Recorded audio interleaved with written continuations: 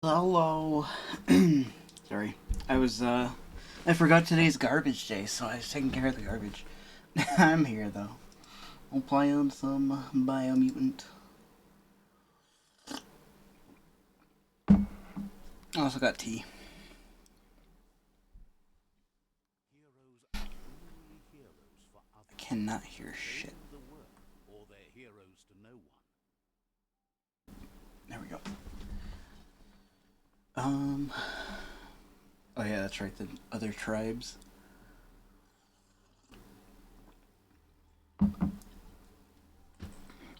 Hello, dull hands. How's it going, bud?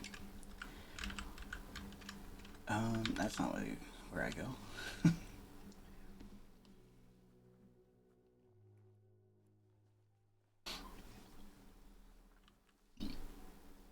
I'm pretty exhausted. I've been trying to get used to work, like my new job.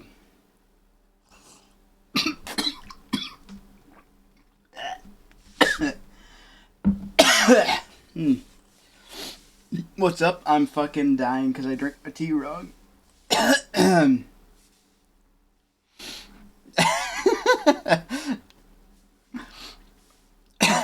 My tea went down the wrong pipe.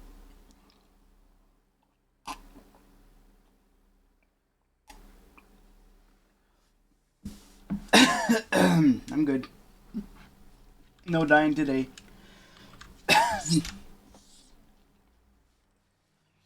Sure, that was just tea? I think so. I mean,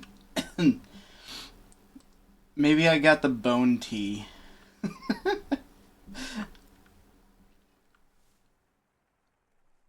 you like your tea with or without the bones?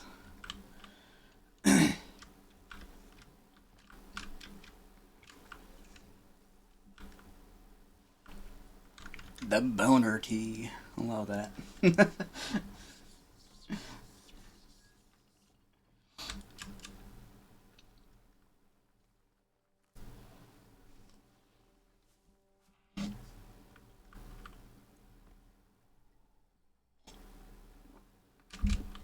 But yeah, the the new job. I mean, it's not hard. The only thing is like getting used to. Oops. I forgot about the farting. The only thing is getting used to the amount of work that it is, because it's a lot of physical work. So I just gotta get readjusted to the new job, especially since I haven't worked in a while. What job? It's just a. So I collect donations for a thrift store. So like, I'm basically in the warehouse, and there's like a door people can come to and drop off donations, and I just collect those. But like outside of that, I'm also so like I move. So like between donations, I'm moving boxes. So like the big, they're called Gaylords. Funny name, I know. But so I move those around. Move the ones that are full out of the way and where they need to be, and then move in an empty one so that they can fill up. Because obviously we get like a bunch of stuff that's not really like not bad. It's just it wouldn't really sell. So like they send off all this stuff to an outlet store, and so like we have a bunch of big boxes full of just random stuff that on its own wouldn't really sell well. And that also includes like holiday stuff that like it's not really in season, um, stuff like that. But yeah, and I'm also just like cleaning up, So like I just kind of sweep stuff like that. It's fun. It's a good job. It's just a lot of physical labor that I haven't done in a while, so it's I gotta get readjusted to it, and my body is achy.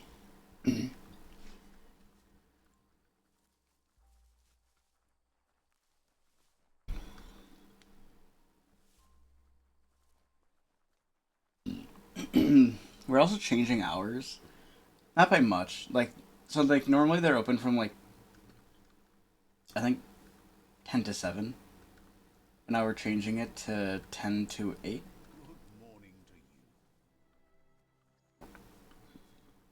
So that's gonna be fun.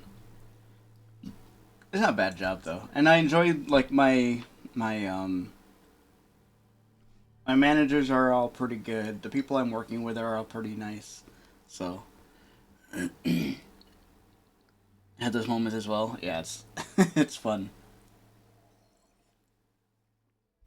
especially when they're like labor intensive. Even like a lightly labor intensive job. Like when I worked at Walmart doing I was like just pushing carts around. It doesn't sound like it'd be a lot, but it was more than you'd think.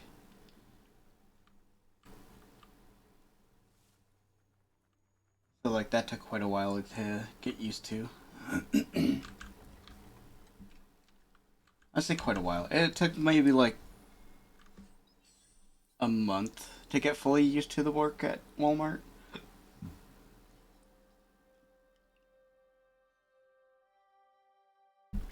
And like the first week, like after the first week, I was pretty much adjusted to it. It's just like to get fully adjusted to it was like a full week or a full month rather.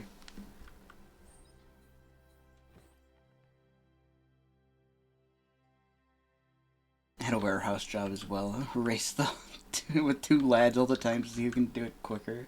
That's awesome.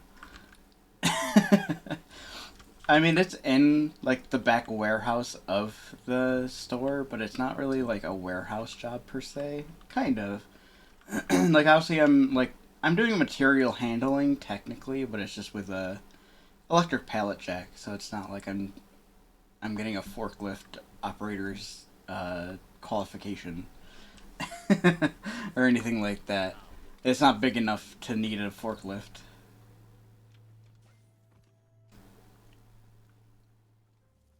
Although I did just get trained finally on the electric pallet jack, which I mean technically I've done it before and quite a like I did it for quite a while, so like I didn't really need it.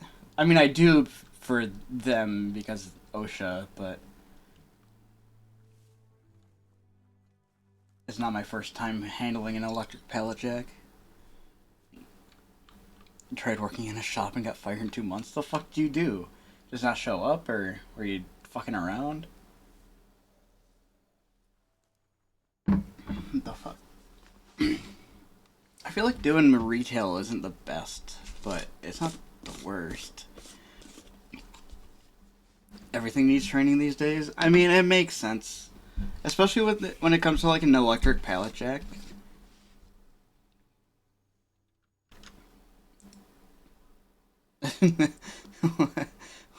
Wait, what? It didn't even give me a chance.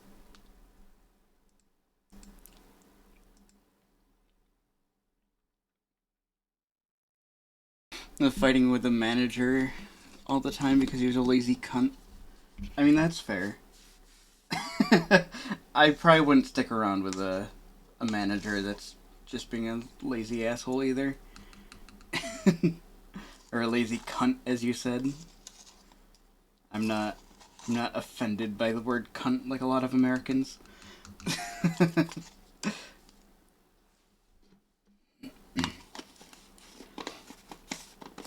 But yeah, no, I mean, I understand a lot of stuff needing training because, like, you can really hurt yourself or somebody else with an electric pallet jack. Technically, you could do the same with a manual one, but it's even worse with an electric one because that's a lot more oomph behind it.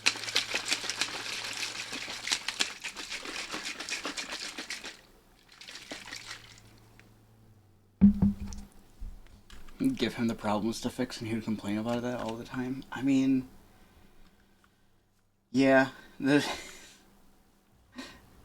I've definitely had shit like that where it's like, what, what are we doing? What's the point of, like, why tell me that you want our feedback on stuff when you're just gonna complain about it or you're not gonna take it? How do I block again? Q. Ow. I could not block that.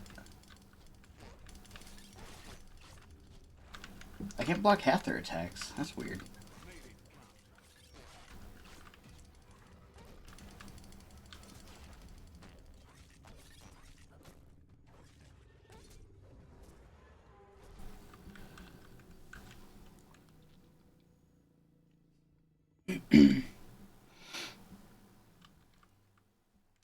Yeah, I mean, they're not hard.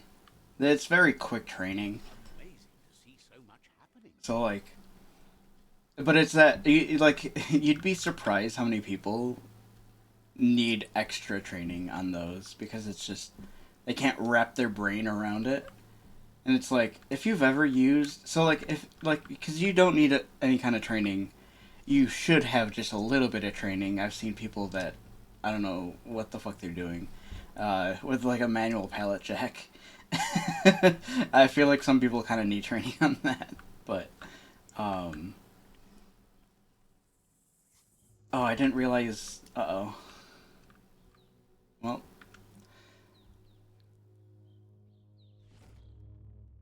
that wasn't my intent.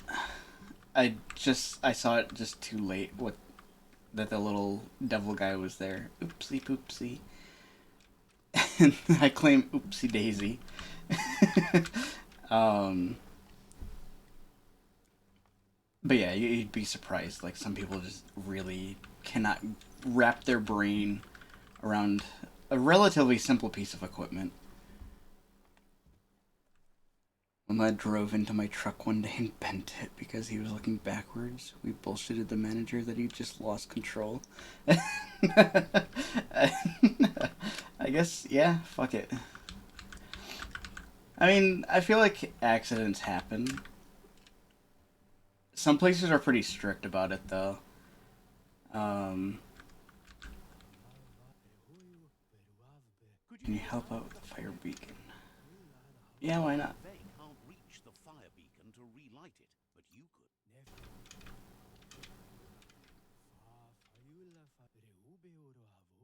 And if you see their mother, please send her home. They miss her. Um, like when I was getting training at the thrift store for the electric pallet jack, they were basically saying um, like we'd rather you tell us the truth than lie about it, and because like if you fuck up, like you run into something, they'd rather you tell them like straight up, like, "Hey, I fucked up," than they find out later, you know. Uh, and like they find out you lied. They're more concerned about like your own safety. At least at this place, like I said, I know some places are like way stricter. um, like they'll keep you off the machine for a little bit until you get retrained on it, but they'd rather retrain you on a piece of equipment than you getting hurt and being out of work. Or you hurting someone else and getting them, or you know what I'm saying. Like they genuinely do care about like your safety versus the equipment. Like obviously they care about the equipment, but they care more about the person than the equipment. But I know some places are not. Like they claim that safety is more important, but they clearly favor the equipment over the people.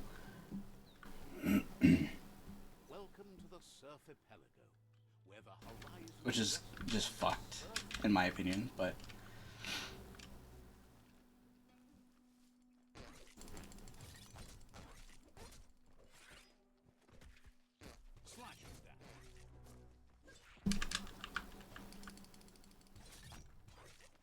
Because I've definitely worked at those types of places where it's like, they could give less of a shit about you, you're replaceable.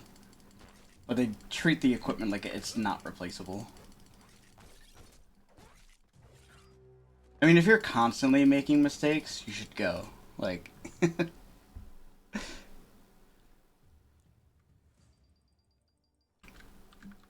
have a prank.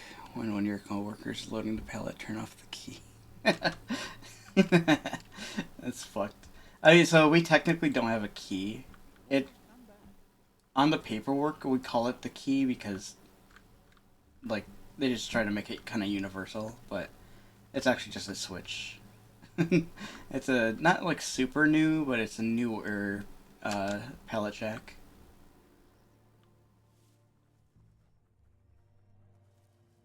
That's so funny though. Someone could probably make good use of that plastic scrap over there.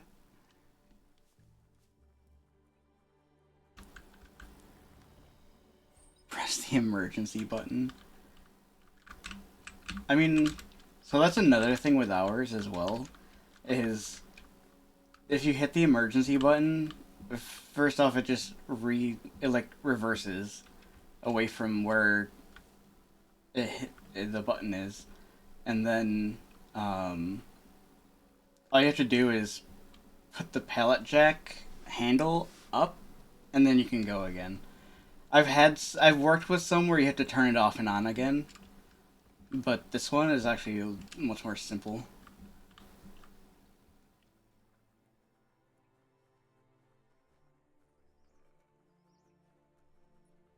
I actually kind of prefer that you don't have to turn it off and on again.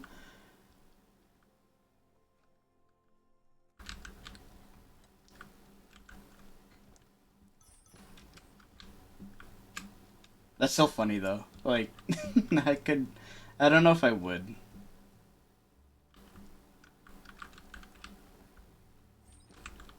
Maybe. I guess it depends on who's running the pallet jack. Keep turning the trucks off all the time at the work. At work in the warehouse. It's funny. No, I feel like half the time people are just like really angry. So far, like the people that I've been working with at the thrift store have been pretty cool. But I've definitely worked with a lot of people where it's like if you did something like that, even just like a small joke, they'd get so mad. Factory workers or something else sometimes. The might of our outpost. The myriad tribe meditated long. Let's see. And then hear the shouting on the other side of the warehouse. Jeez.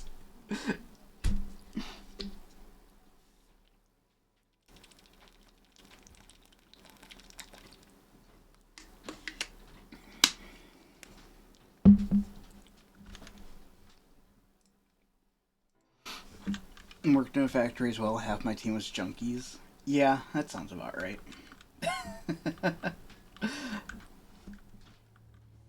I loved working in a factory, but either on cocaine or weed. I mean, weed's fine. I mean, it's legal here in New York, but it hasn't always been. Um, but yeah, I definitely worked with a lot of people that were on something. What it was, God only knows. There's no way it was weed. It was. There were some interesting individuals. Thinks it's great to see you out and doing things all that. Okay, bye.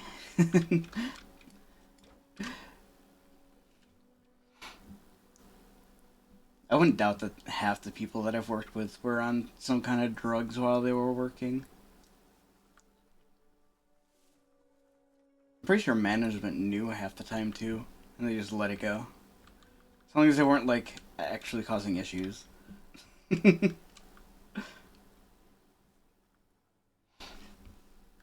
Although one guy did get drunk. So this was actually it was a little bit before I started at one of my jobs. And there was this guy that got drunk, like so fucking drunk This is a quarrel. that when he got to work, he laid a he just laid out on top of the fucking is this what something I no. Is it you? Am I fighting you? I guess so. Just some random guy. But he just laid out on one of the cafeteria tables before they had to walk him out. And I was like, Jesus Christ. That was before I started working there. I don't think I worked with anyone that was that quite that drunk.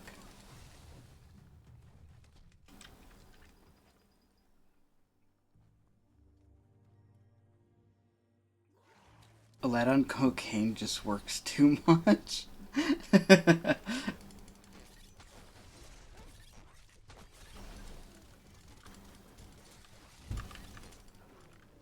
Damn. Got fucked up.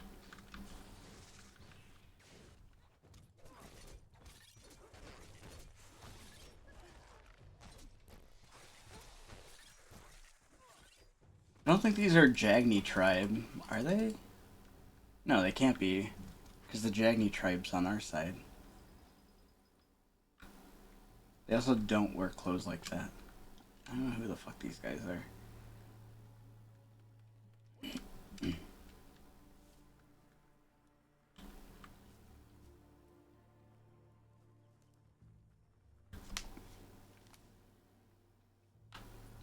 Woken up on a Saturday, had to do a safe pass course, fell asleep.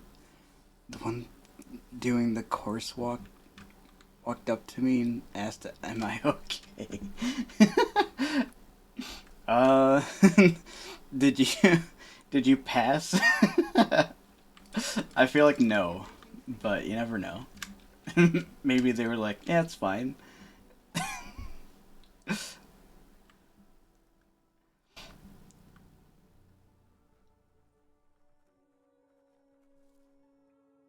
Oh, that's not. I thought that was grass. That's moss. It'll be nice once I get the boat. I remember there's a boat that you get. You'll never see a creature as big as the jumbo pup. Understands you have things to do. Passed it 4 years ago. Need to do it every 4 years. That's fair.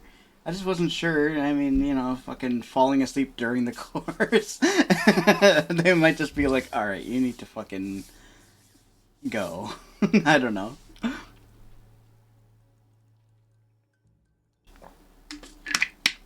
That's like every time I get either get a new job or like they have to do like the sexual training, like the sexual uh is it? What am I trying to say?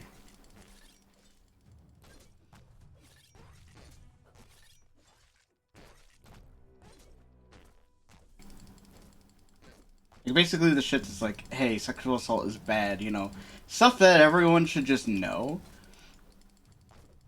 but sadly has to be taught. Um, Sometimes, like some places it was yearly, some places it was like every like 6 months, just depended. But um, I was like, um, I just kind of sped through like the scenarios because it was different scenarios and they quiz you on the different scenarios within it, and I just kind of I watched the video on like 2 times speed because it was a YouTube video, and then I just it's all common sense stuff, so I was like I'm just breezing through it. And the same with like when I was doing the fire extinguisher training, it's very easy to just get through because I've already done fire extinguisher training elsewhere. So it's like it's just all stuff that it's like I already know all this. I know what A B C D K A B C D K. I think that's it, right? There's probably like more specialized ones. I don't know, but yeah.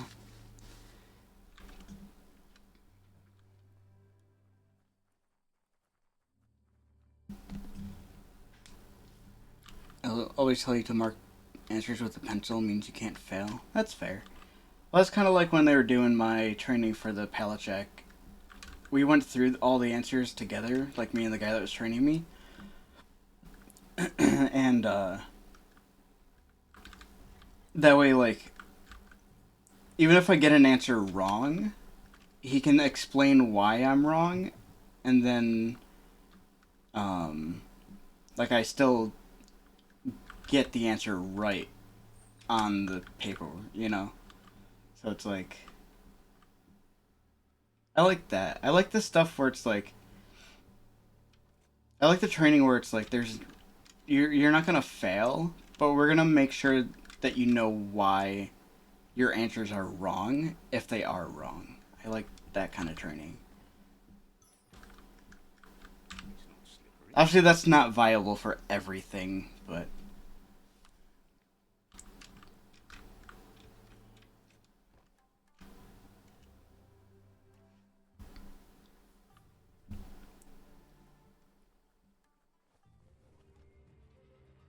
where? Oh, a huggle? Oh fuck!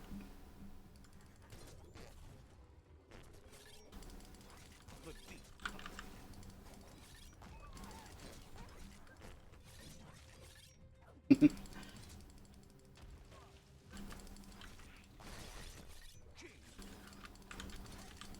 Ow!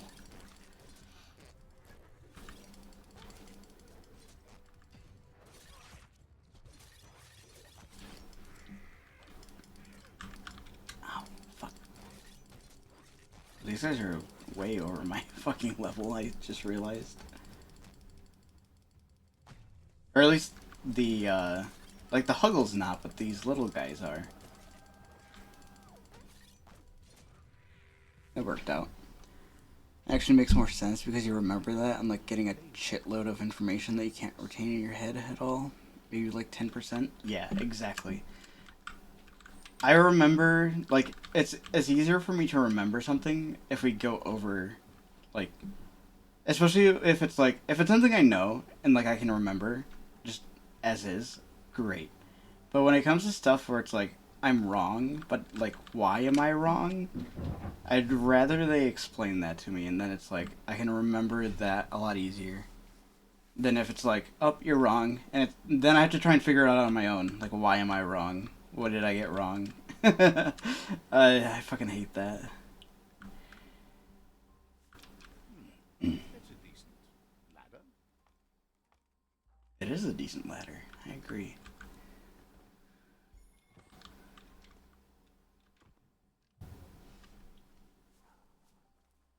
Yeah, the guy that was training me on the electric pallet jack is really cool. Bubba Skinarfs. Who could stand against that? Ow.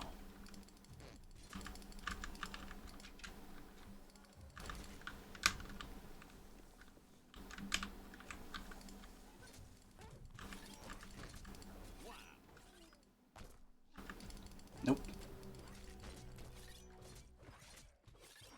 You fucked idiot.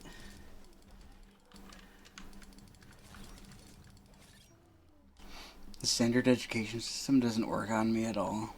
Always have to change it in to my way. Yeah, I'm exactly the same. Like that's actually one reason that I kind of like.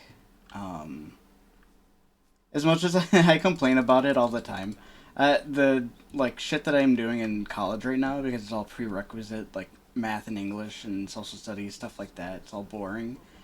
But I also kind of like the fact that it's all on my own pace. It's sort of like I have to do it within a week, like all my homework, but otherwise it's at my own pace. So it's like, first of all, that's good for my ADHD because it's really hard for me to remember to do stuff sometimes. But if you give me a week to do it, at some point I'm gonna remember it and get it done. Um, Hopefully, but that's why I got accommodations.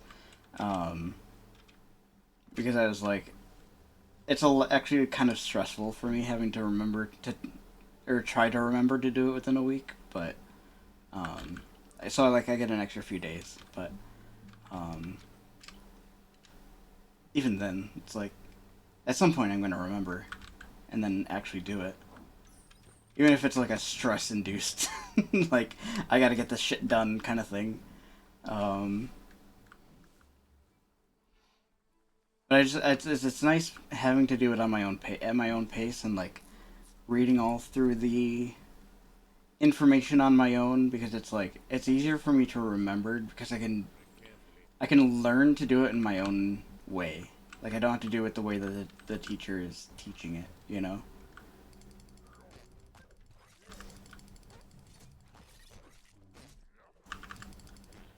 Like, obviously they're laying out all the information for me, but I can write it all down in a way that I can remember easier. What the fuck? Hello? What? Why did bro get a fucking cutscene?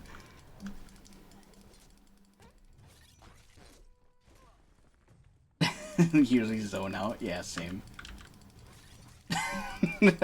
Although, I don't know. It depends on what I'm learning. Like, when I was learning, when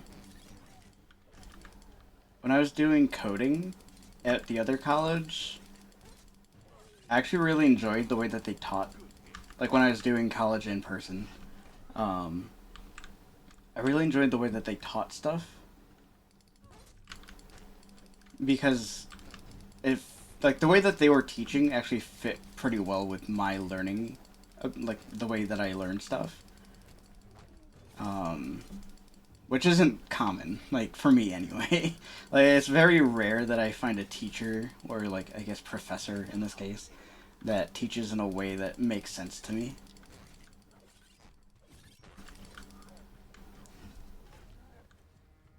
And I really liked that. It also helped that it was, like, something that I really enjoyed, something I really wanted to do. Because I love coding.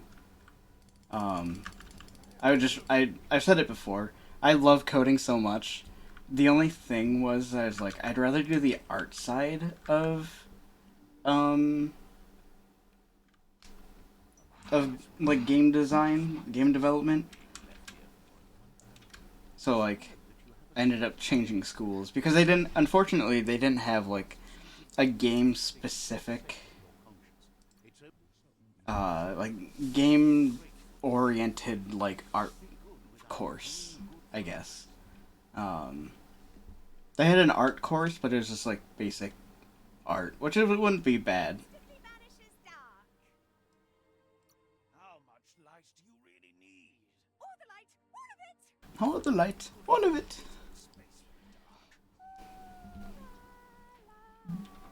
I love it. But yeah, I don't know. For me, I like there's so many teachers that I've had where it's just like no, this doesn't work for me. Especially when I was in high school, like middle and high school.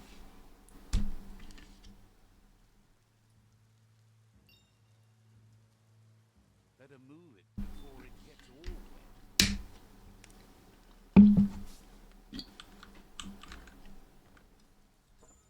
wet. Ooh, a bomber jacket. Oh, rare.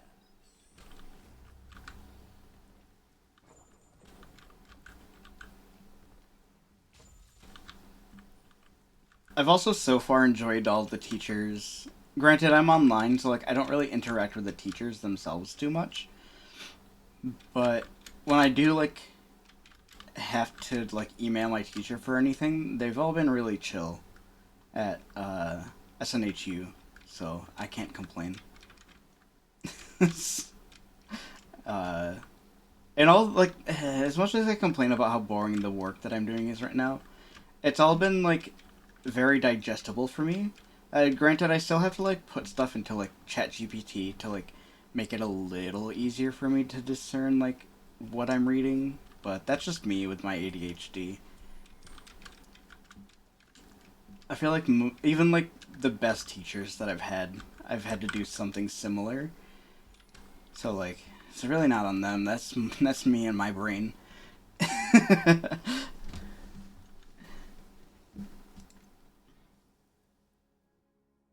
And I know, ChatGPT bad, all that, but You can take it.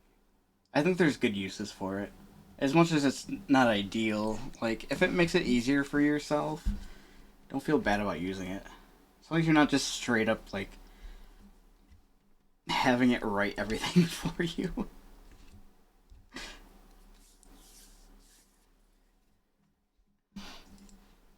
Because I feel like that's a bit much.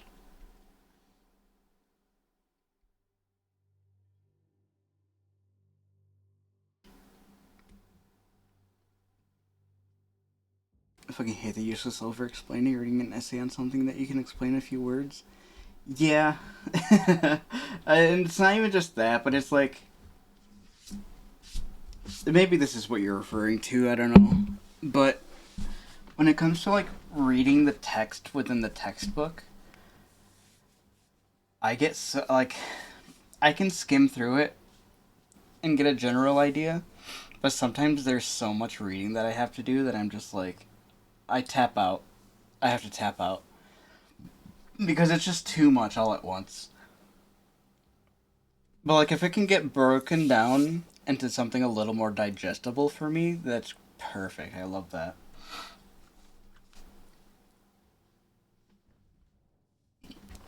It's so hard to do that just on your own. And that's what I like about stuff like ChatGPT. It's like, it can actually, like, break it down. Like, what the reading's about, like, key details, all that kind of stuff. It's so good. Like, as much as it sucks for, like, other stuff, um, I don't know. I think for cases like that, it's so good. And I think people need to understand that. Like, stuff like ChatGPT, it's not all, like, bad. Like, there's good uses. Like, genuinely good uses out of stuff like that.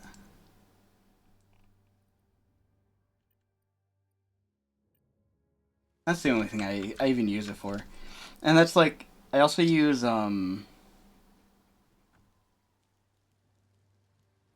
uh, it's called Quillbot, I think. Where, like, because I suck at writing, although I have been using Quillbot to also help me understand, like, how to improve my own writing, but I'll write something out, and I'm like, I feel like, while this makes sense to me, it's not gonna make sense to somebody else. And so, like, I'll use Quillbot to, like, rephrase it in a way that makes more sense. Like I said, I have been actually, like, going back through, making sure everything looks good. I'm not just throwing it into a AI and letting it do its own thing. Because I'll actually go back through and rephrase stuff in a way that sounds like I would say it and not just an AI, because it does still have kind of that AI sound to it.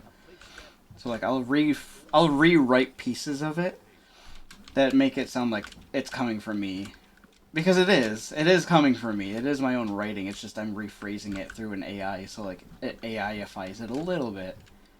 Um. Uh-oh. But yeah, I think using stuff like that as just like a tool is perfect. Just don't use it to do everything for you. That's where you get into trouble. And it's the same with, like, art. I think there's good uses of AI for art as a tool. I feel like in most cases, not so much. The only issue is, like, it also steals other people's artwork. So, like, that's where the big issue is. And trying to find an AI that doesn't do that is, like, almost impossible. So it's usually better to avoid any kind of art-related stuff. But um, yeah. I've been kind of ranting, but yeah, it's not all uses of AI is bad. That's all. I somehow got into the grove of doing that myself. I just get in. Oop, whoa, whoa, whoa! I was not paying attention. um, get into how to bullshit mode, just sounding like beating around the bush, and I end up creating big essays that I could have explained in 1 minute. I'm so perfect at that. Like, because of, like, my brain, like, the way my brain works, it's hard for me to, like, explain what I'm trying to explain. So, like, I have to, like, exactly what you were saying, like, beat around the bush in order to get what I'm trying to say out. And it's, like, not great. But it's just, I don't know, it's how my brain works. I, I'm sorry.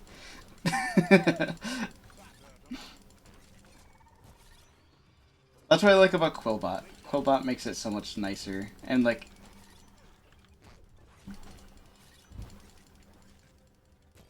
I said, I don't rely completely on it. I completely write it all myself, and then I throw it into Quillbot, and then it kind of helps fix like my poor writing. It simplifies it. I can actually, let me just make sure it's not gonna like dox me if I bring it up.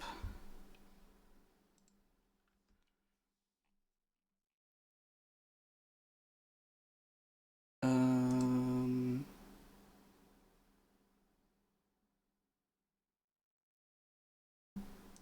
let's log out.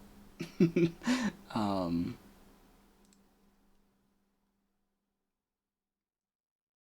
so like this is Quillbot. It has a bunch of different tools. Um, this is the main one that I use, and I use the simplify. Like I just have it simplify everything. Um, I do pay for it just so that I can toss more, because you only get up to like I think like 120 words or something like that, which sounds like a lot, but it's really not when you're doing essays. So like I just throw everything in here, paraphrase it. But there's other stuff. They have like the grammar checker. I sometimes use that because I also suck with grammar. But if I throw it into the paraphraser, it's usually fine. Um, plagiarism checker, AI detector, which I don't I don't really use this because it's like I'm writing it all myself. So like it shouldn't sound like AI. um I do sometimes throw it in here just to make sure because I am throwing it through the paraphraser, but most of the time it's fine. Um this does also have a summarizer. I feel like ChatGPT is a little bit better at summarizing than this, but it's still handy. It does have a translator. I don't know how the translator is. Citation generator. This is really nice. I use this all the time. It has every kind of like citation method that you could possibly want. Most of the time, I'm doing either, I think it's APA 7th edition or MLA 8th edition, maybe 9th edition. I forget. I typically am more often than not. It's APA 7th edition, um, which is just handy. ChatGPT can also do it, but I feel like this actually is a little bit nicer. It just has a lot of different uses, and you can actually get like an extension for whatever. What's cool about Flow? I actually don't know what this is. This is like a flow chart thing. Next generation word processor. Blah, blah, blah. I don't know. I don't know what this is. Oh, this is just like explain. Okay, so this just kind of explains. Okay, gotcha. Makes sense. But yeah, that's one that I mainly use. ChatGPT is mostly I mostly use for summarizing, and then I write everything based on like what's being summarized, and then um, from there I just kind of throw everything into the paraphraser, simplify it a little bit, and then go on from there. it's it. I know, like, I don't know. I guess some people would probably be upset with the fact that I'm using AI at all, but they can go fuck themselves.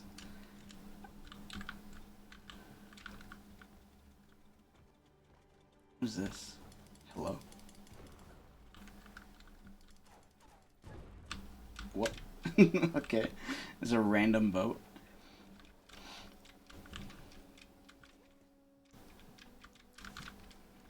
It's just because. So, like, the biggest issue with AI is how much energy output it takes. Or input. Energy input it takes. Tough as you. So like it's not good for the environment, and I get that like complaint, but it's also like I don't know. It's not like I'm using it because I'm like fuck the environment. It's just if it helps me, it helps me. I don't know. It's not like I'm using it because I hate the environment. I actually try to like reduce the amount of carbon footprint I use as much as possible. I know the AI doesn't help with that, but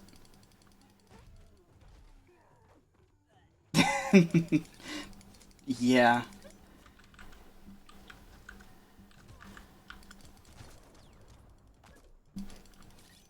yeah. And China would, yeah. I mean, I feel like that's also like, it's not just because of the smog that they wear face masks, but that's definitely a big part of it.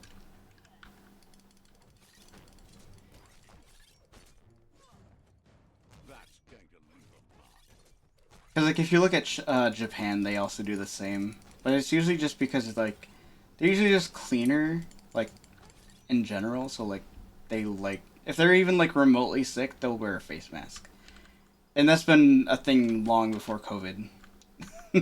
And I tell the people that all the time. It's like when people were complaining about wearing face masks during COVID, I was like, other countries, mostly Asian countries, have been doing like wearing face masks while they're sick for centuries.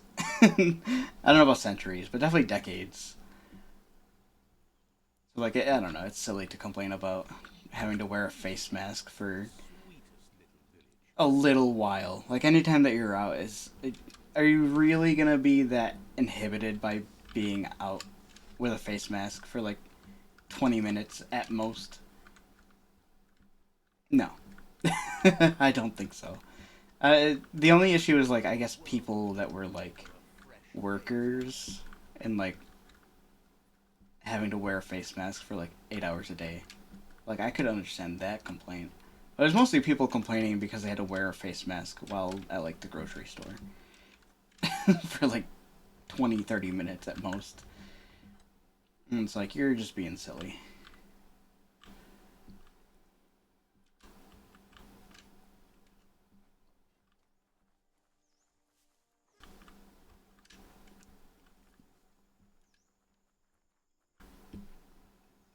It's just silly. It's people complaining just to complain. I mean, like, don't get me wrong, I get it. It's annoying being told that you have to wear a face mask rather than it being a choice, but it's also like, where's the harm in wearing a face mask?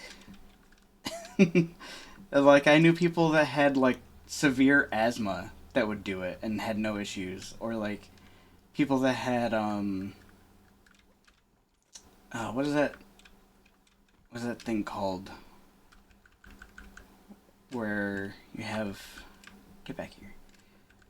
Like, it's a skin issue where, like, because they would wear the mask for a while, all the moisture would like cause their skin to like flake off and shit.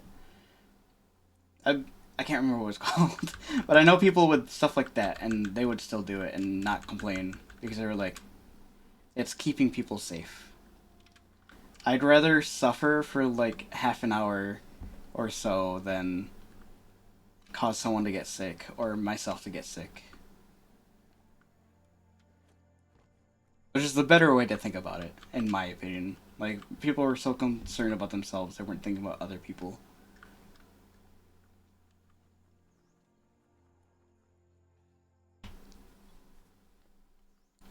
You know, you are told to follow the rules of the road as well. There are just some things that needs to be done regardless of what you think. Yeah, exactly. Exactly. Although some of those, I feel like a lot of those people probably also don't follow the rules of the road. I've seen, I don't know if you've ever seen New Yorkers driving, but they are not the best. Especially when you get to the countryside, where, like, that's where most of the people were that were complaining about the mask rules. I don't know what it is about people that drive in the countryside, but they're the worst.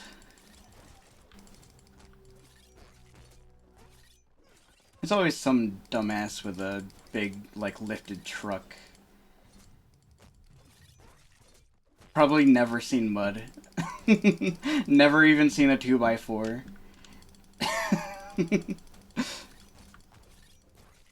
I don't follow the rules after midnight. I mean, that's fair. There's no cops out. Fuck it. I mean, it's not safe, but there's less people. There's less issues with that. I don't know. I think there's certain situations where it's like, I'm not gonna complain if someone's, you know, fucking driving 100 miles an hour. As long as you're not, like, endangering other people, it's fine.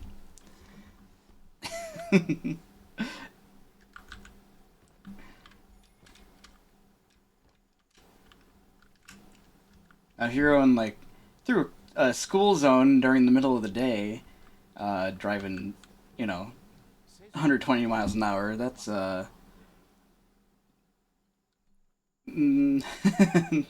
that's questionable.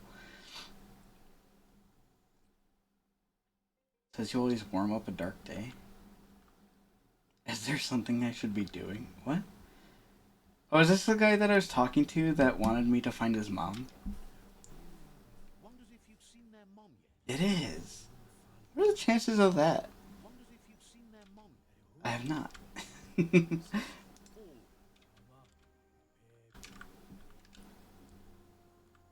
What are the chances I find the guy, like the NPC that I was talking to before?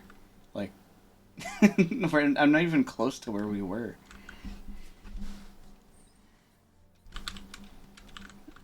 When I know I won't endanger someone, I go ham.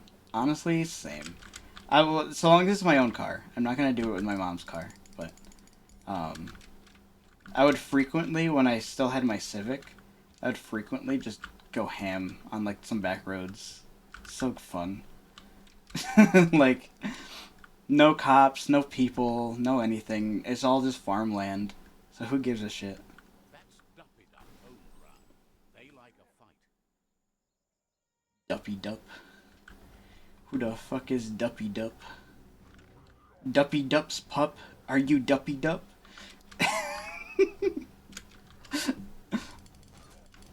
Oh no, Duppy Dup's Dup. Sorry. What the fuck is a Dup? Now that's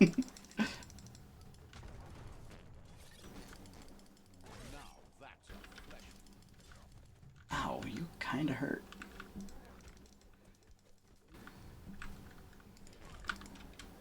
Usually end up finding lads at night doing the same thing. I don't really, just because it, like I said, it's all back road, all countryside.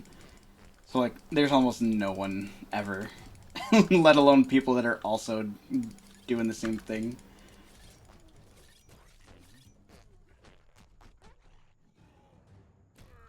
I mean, I probably wouldn't race people when I was in my Civic, just because it was just a stock, you know, Civic hatch. It wasn't anything special. Ow.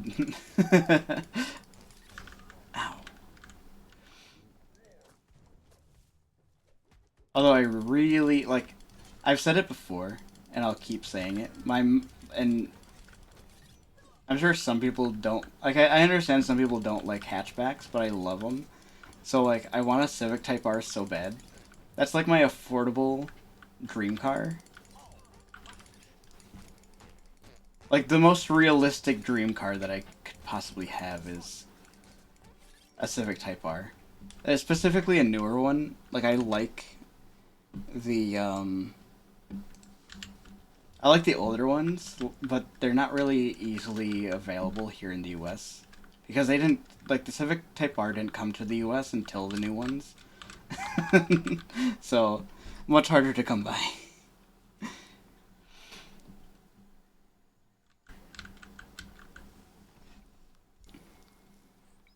Mine just stock as well. Nothing special. I usually end up still pressing the gas pedal while others let it go.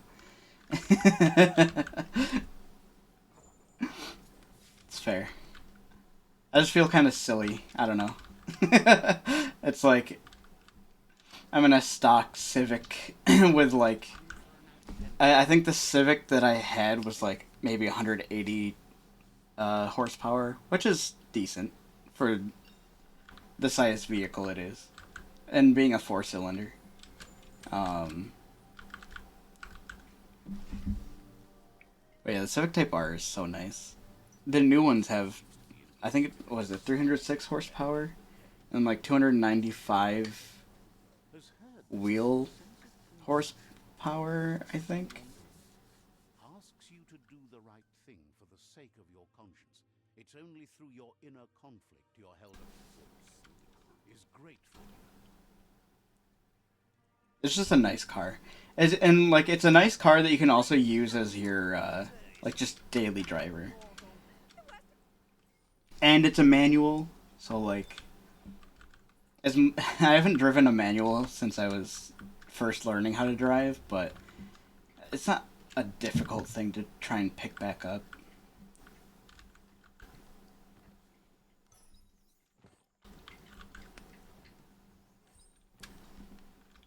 Only 202.5 liter petrol and a inline six. An inline six? That's interesting. What car is that? What car has an inline six?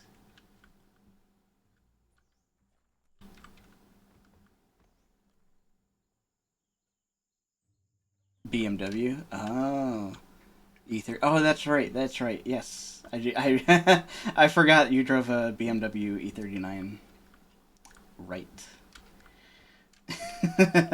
I know it was a BMW because your profile picture is a BMW, but I was like, what is it you drive?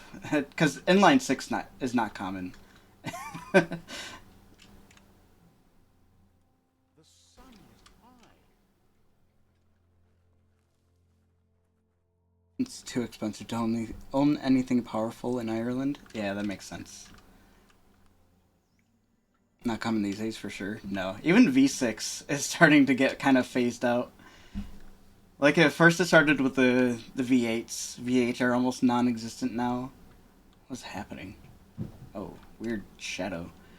Let's get out of here before someone gets epilepsy seizures. Milo shopperia. Guess shopping here put a smile on your face. Yeah, it's not. It depends on what you're trying to buy. It's not really too expensive to get anything that's like powerful here in the U.S. But there's certain things where it's like, it is because it's powerful. But I feel like something so like the Civic Type R, because it's still just a Civic. They probably like the insurance companies are like not like it's not too expensive to have a Civic Type R unless you're a new driver. Locked. But I feel like anything more powerful than that, it's expensive to have any kind of insurance. However, that's no great. Like, Talking pictures from 3 or 4 times lacked a message. I'm trying to think. Like Mustangs. If you get a Mustang, you're gonna expect like a lot, like a high kind of insurance.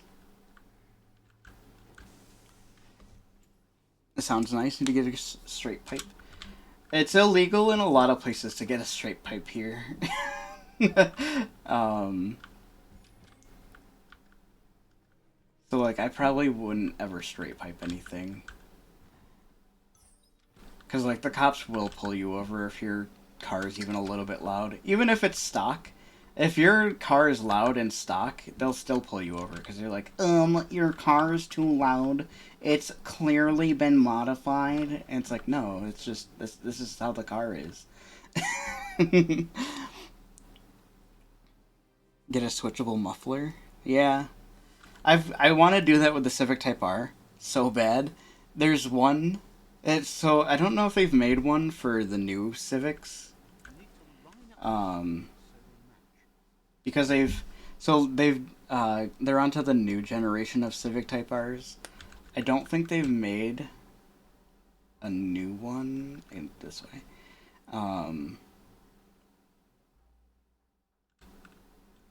There. I don't think they've made one yet, but there for like the last generation of Civic Type R's, there was one where like you can have a switch up in your so there was like a phone app, or you can have a physical switch that opens or closes the tailgate or tailgate, Jesus Christ. Not tailgate, tailpipe. And like obviously, you know, if it's open, it's louder. If it's closed, it sounds stock.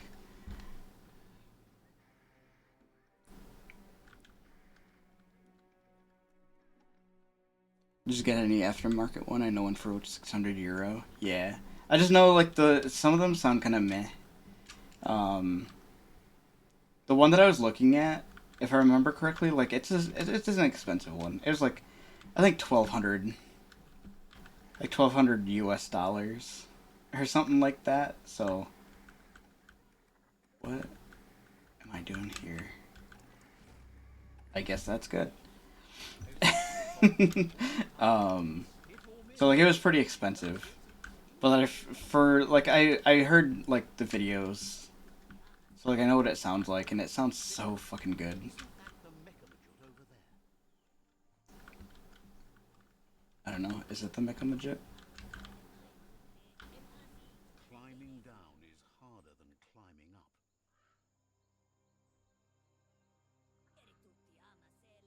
That one doesn't sound meh because it turns into a straight pipe. Yeah, that's fair.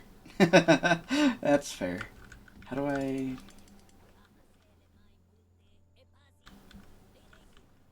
Do I do anything with this?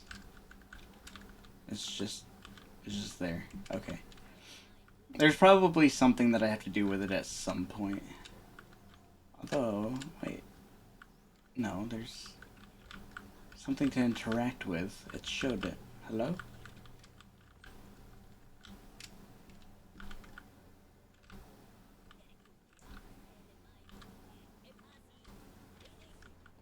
Yeah, it shows there's something to interact with here.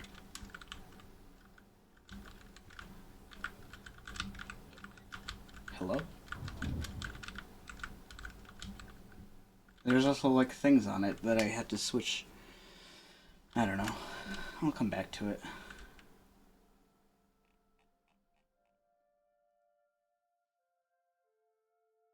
I don't know.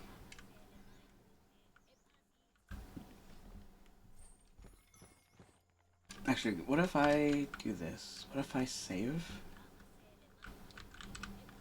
Just right here. I save right here.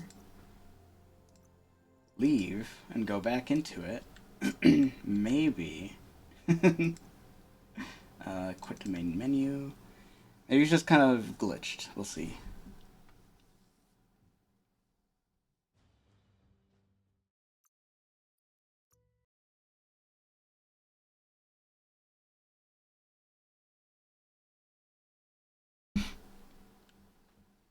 But yeah, I'm not like I'm not a giant like car guy, but I know some car stuff, and I'd love to actually like work on my own car, uh, like modify it, all that stuff. I won't go in like I wouldn't do anything crazy, especially if I get like a Civic Type R, because I feel like they're strong enough and whatnot, just stock. I don't think I need anything crazier than that just to go back and forth from work and the grocery store and whatnot. And I can still have fun just out on the road, just driving around. But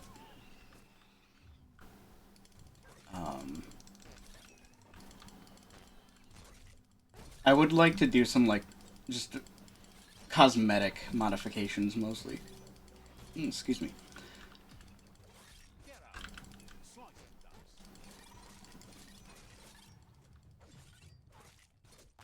Because there's definitely some things about the Civic Type R, like exterior, that I'm not a big fan of. So like I'd want to change some of that stuff.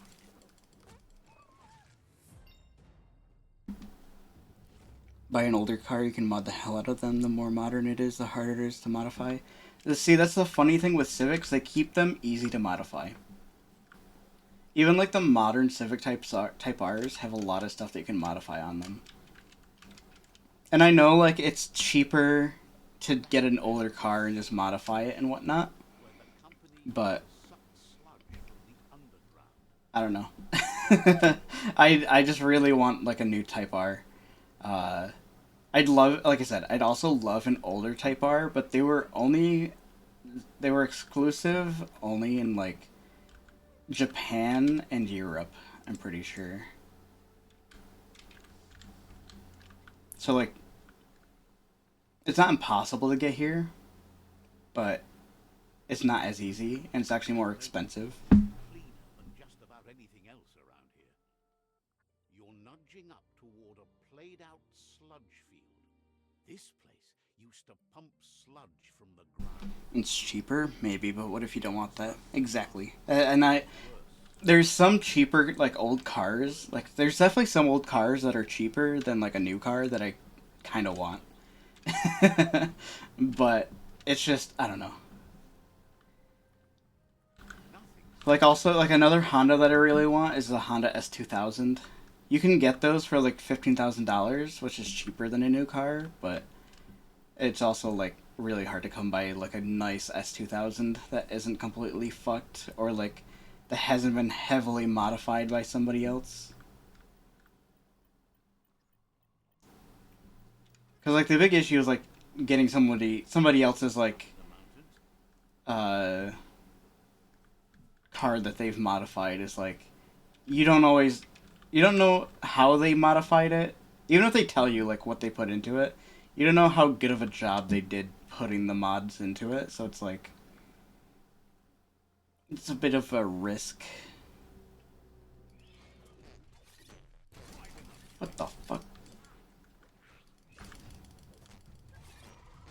Get the fuck out of here.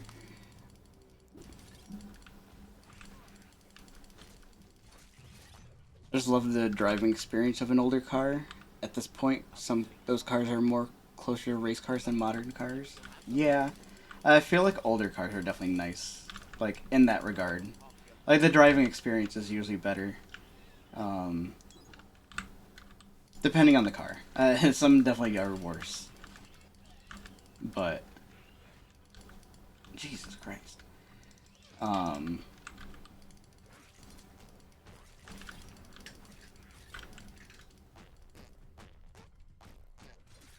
I feel like if you get like an older car that's also been like it was made with like car enthusiasts in mind, those ones are usually a lot better than newer ones.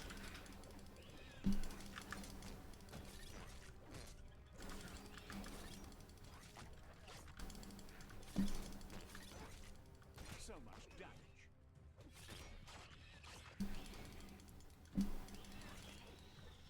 Is that just like are the seats old and like they're not comfortable, or is it just like regardless it's gonna be like that? Because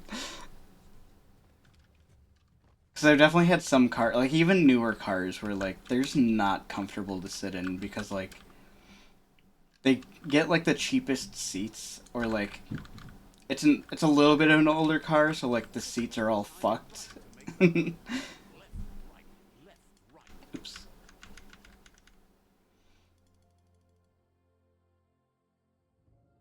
Pumping good.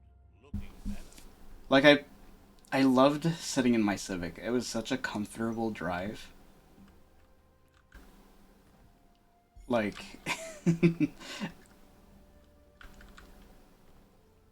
Better than yeah, same with nothing. like Toyotas. Toyotas are also usually pretty comfortable to drive. Um, Everything's just heavy, pedals heavy, steering heavy, switching gears is audible, just pure raw car. That's that's fair. Yeah. You're and that's like the nice thing with like older cars. You get all that experience. And which is just like if you're a car enthusiast, that's like the best part of driving a car is like all that. Exactly what you just explained.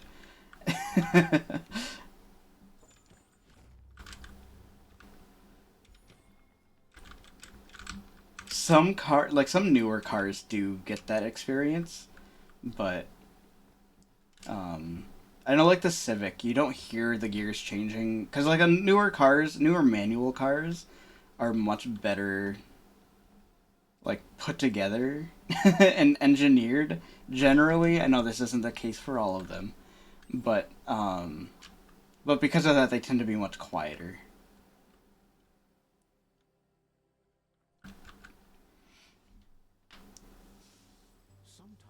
asleep in newer cars. Yeah. That's how it was in my Civic. It was so like it's funny because like my Civic was um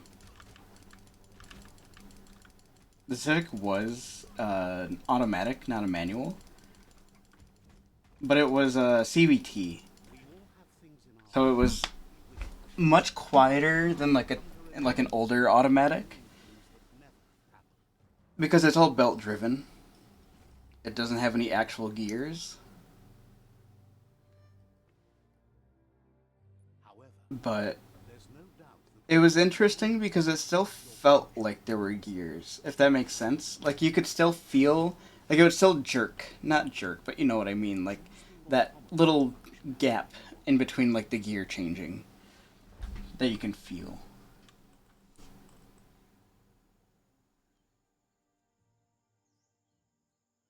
It wasn't. It was like a CVT, but it didn't. It didn't feel like a CVT. It felt like an older automatic, which, in my opinion, is a nice. Like, if I'm gonna drive an automatic, I still want to feel the gears shift. I just enjoy that. Even if it's a CVT, there's no actual gears. If it can mimic it, I love that. Activate the automaton's boost function and consumable radial wheel to boost your damage output. Use the automaton's glider wings, jump off at a high elevation, press and hold jump while in the air, control it, pitching down. I'd rather have the air glider. When you recall how to spring the automaton air gliders. Once you get used to the manual, it's hard to get automatic for having fun. I agree wholeheartedly. Like, unfortunately, I've never had a manual car myself. But when I was learning how to drive, my dad had an old S10. I think it was like a 94 or 95 S10. And it felt so good to drive. It was a manual. It was a very beat up old S10, but it was still fun. But unfortunately, he had to get rid of it because it was just falling apart from rust. Because New York winters are very harsh and we use a lot of salt. So, it got very rusty very fast. And eventually just died. And it didn't even die, it's just that it's falling apart. So, like, unfortunately, I had to get rid of it.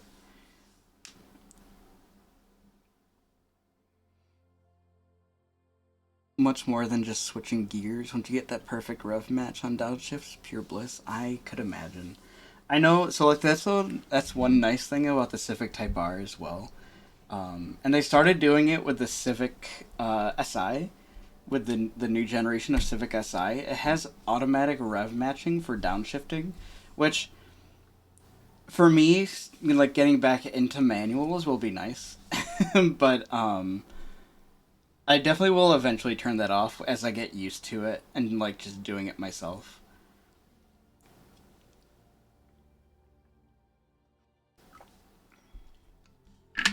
Because that was actually one thing my dad taught me was how to rev match going down downshift. Sorry, I was drinking. But yeah.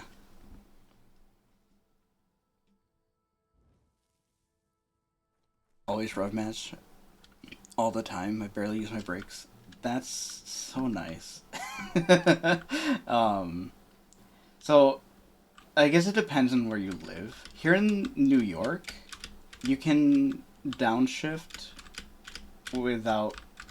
I can get up there. So you're allowed to slow down without using your brakes, but there's some states where it's actually illegal to not use your brakes to slow down. And some cops will actually like pull you over for it. They usually just give you a warning. Because like when I was going through New Jersey, uh, going to my ex's house in Pennsylvania, that was kind of the case. Because I'm so used to not. So when I was in my Civic and even when I had my Honda Accord, because they didn't have a Civic at the time when I was, or they didn't have a Civic that I could afford at the time that I was getting, like when my lease was up on my Civic, unfortunately. So I went with an Accord, which I actually enjoyed the Accord, but it felt more like a boat compared to the Civic. Just took a little bit of getting used to, but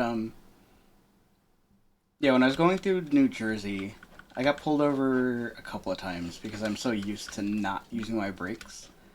And just, except for like when I'm going to like a stoplight, obviously. Like I'm gonna stop and use my brakes for that. But like up until like just a little bit before, I usually just kind of coast and slow down that way. And I got so used to that when I was going through New Jersey, I got pulled over a couple of times because I was doing that. What was that? The fuck? Hello? A little shiny. I don't know if I got it. It's kind of stupid because if the person behind is not sitting on the fucking phone, he will see you slowing down. Yeah. Exactly. But that's the issue, is like, you don't know if that person's paying attention or not. Unfortunately. And that's usually where it comes, like, that's usually why some places have like, laws in place where it's like, you have to brake to slow down. It's not your problem, he has to. And yeah, he does have to, but it's also gonna be your problem if he slams into the back of you because they're not paying attention, sadly. Like, don't get me wrong, you're gonna get the payday because, like, they're in the wrong for fucking slamming into the back of you, but yeah.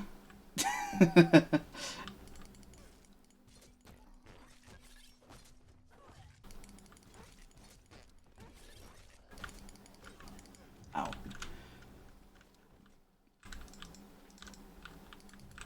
Unfortunately, just how it is.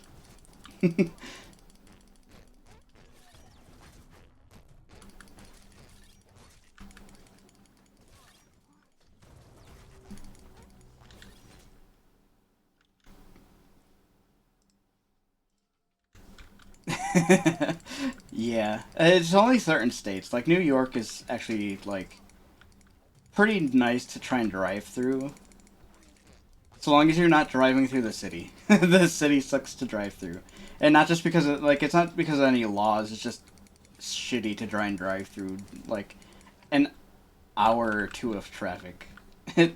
But just trying to go like 3 blocks down the road. Not that I would drive 3 blocks, but still.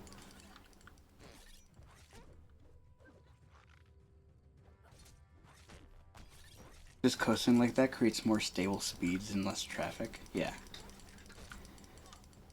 It's also better for your vehicle because you're not just on the brakes all the time.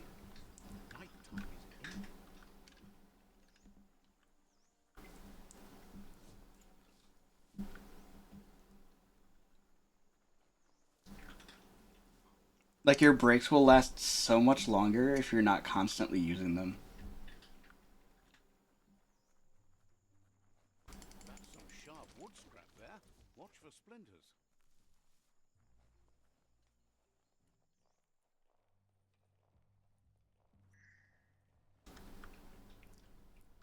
It's worse for your gearbox and less worse for brakes. Gearbox is more expensive. Yeah. Gearbox is very expensive. But I feel like that's like more of an issue for like manuals, which the US is more automatics than manuals nowadays. We're not like although I guess even like the UK and parts of Europe are starting to become more automatic. But there's still like way more manuals over there than here. Like, at this point in time, if it has a manual, it's because it's a sports car or something like sporty in general. And even a lot of sports cars don't. They have like what's it called? Dual clutch transmission, which isn't technically manual, despite having the word clutch in the name.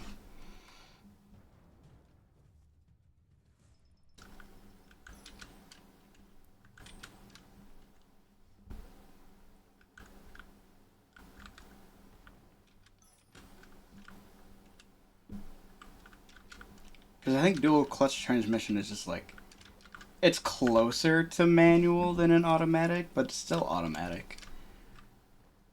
Though they typically have paddle shifters. So I guess there's that.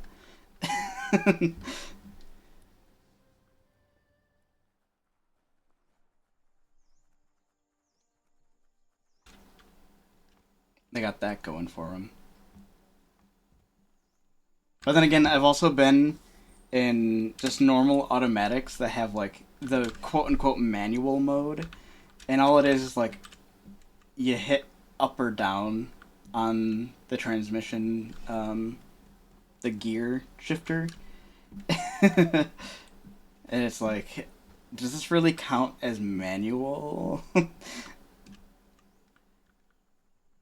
Like it works in the same way that like what's the word?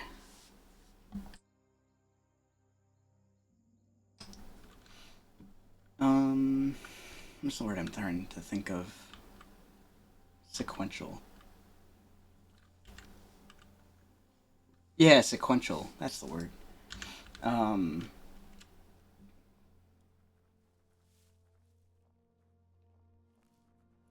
yeah. Um, it's funny because like they're usually not real sequential. It it's hard to explain. It's just like it's literally just like a normal transmission that pretends, like a normal automatic transmission that pretends to be a sequential.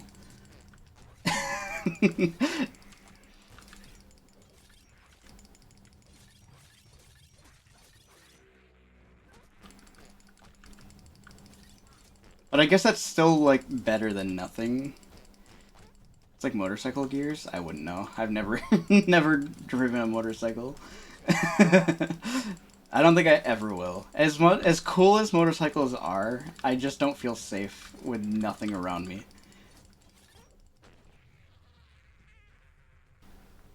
It's still better than nothing. Yeah. Get one for sure. I want. I don't know. As much as, like I said, as much as I love motorcycles, I think they're cool. It's just people scare me. I see people drive and like the way that they drive around motorcyclists, and I'm like, I don't know about that. It's cool, but I feel like I'm gonna die if I were to have a motorcycle and drive one, like ride one around. I don't know. People around here are not safe. This is really cool. What the fuck? Legendary. Stronk. Meta. That's actually kind of an insane find. The fuck was that?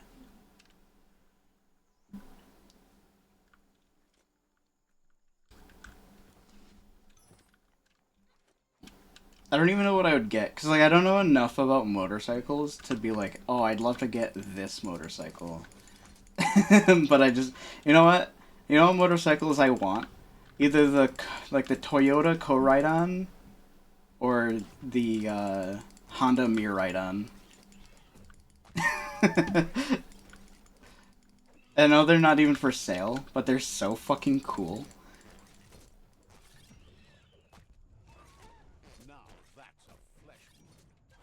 Because they're working motorcycles that look exactly like the Pokemon.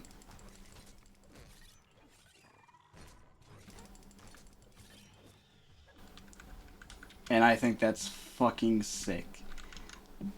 Like, hold on, let me find... Oops. On caps lock. Mir-Ride-On, Co-Ride-On, motorcycles.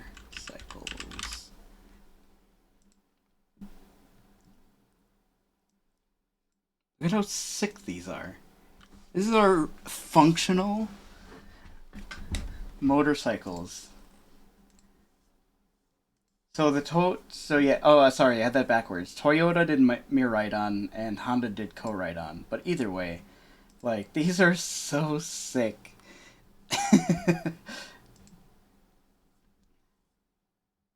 It's just a concept bike, but it's still insane. And like I love Pokemon. I think Scarlet and Violet are better than people say they are. The story is good. I feel like I understand where people were coming from with like the stability of the game is very glitchy. But also like I understand like it was a lot of vacant space. The cities were really well done though. But between the cities, there's all just vacant, empty space, which is technically realistic, but not fun for a game. um, Used to ride dirt bikes, but stopped after I wrecked and burning oil spilled on me. Ever since I stuck to four wheeler squads. That's fair. I uh, I mean, I ride bikes. That's about it.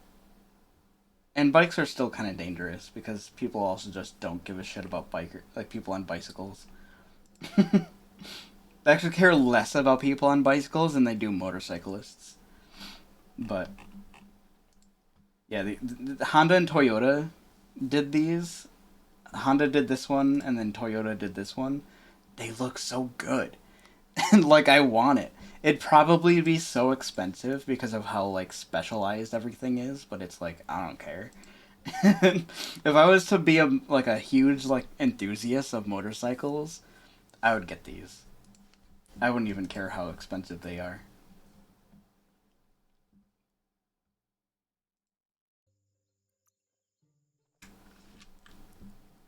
The tribes need someone to unite.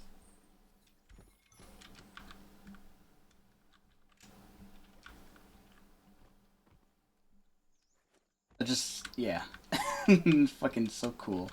The fact that that even became a reality, like that was not on my bingo card for 2025.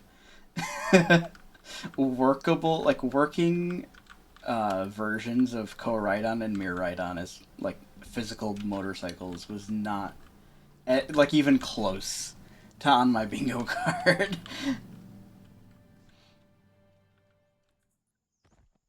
It makes sense though. First of all, Pokemon's huge in Japan. It's huge across the world, but especially Japan. Um, and like, how could you not make a Co-Ride-On and Mirror Ride-On into motorcycles when that's literally what they're based on? So like, it makes sense, but I wasn't expecting it so soon, at all. Really, I wasn't expecting it at all. It was just like one of those things where it's like I thought about it. I was like, man, that'd be so cool. Probably never gonna happen though. And then it did, and I'm a fan.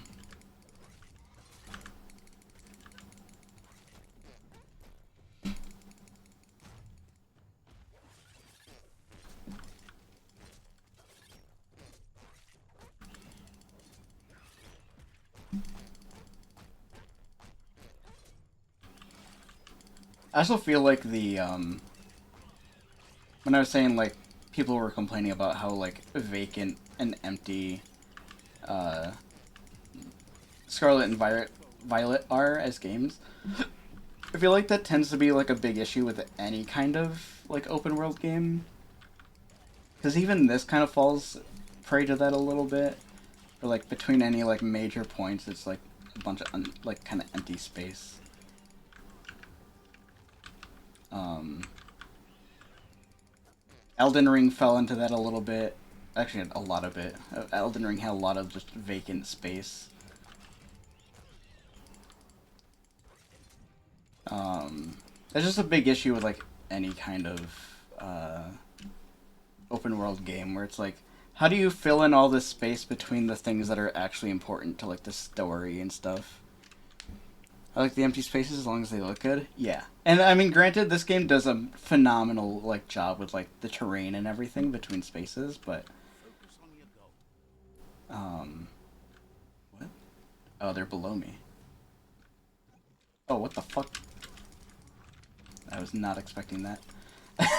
um, no, I think so long as it looks good, I don't mind. But it's also at the same time like I understand where people are coming from when they just say that they don't like it at all, because it's like If there's nothing, the worst part is like if there's nothing to really explore in between, like each major point, and that's where the issue comes in.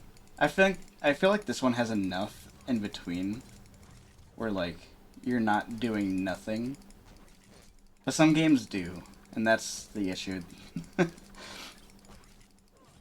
Like Scarlet and Violet especially had that issue where it's like there's literally nothing between each major city. The sky is as bright as it's going to be. Um, Upsy daisy. like obviously, you know, you're catching Pokemon in between, just like a normal Pokemon game, but I feel like they could have left it as like just a normal Pokemon game rather than a big open world, and it would have been a lot better.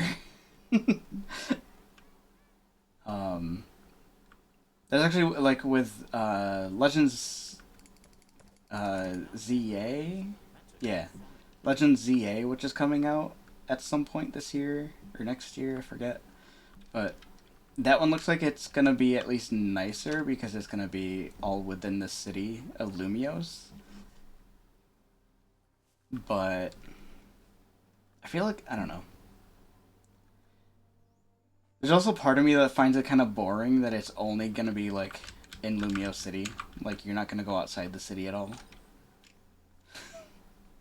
Like I don't know. It's at the same like while I don't want it to be like a big vacant open world like Scarlet Violet, I also don't want it to just be pertained or like not pertained. I don't want it just to be contained within like a tiny little world at the same time. So like I'm not super excited for ZA. I was originally, but then I saw like how the world's gonna be, and I'm like, I don't know. We'll see. I'll watch some gameplay when it comes out and decide from there. But I don't know. I feel like I feel like they're kind of fucking over Gen 6 a little bit again. I feel like when Gen 6 came out, it was so revolutionary like compared to a lot of other Pokemon games. I don't even know any of those games. That's fair. If you don't pay attention to Pokemon, you're not gonna know. But so Legend ZA is like it's not like a main series game. It's kind of like if you heard about Pokemon Legends Arceus, it's kind of like that where it's like it takes place. So I think from what I heard, ZA takes place in the future, whereas like Legends Arceus took place in the past. Persuade. But it's like, hmm.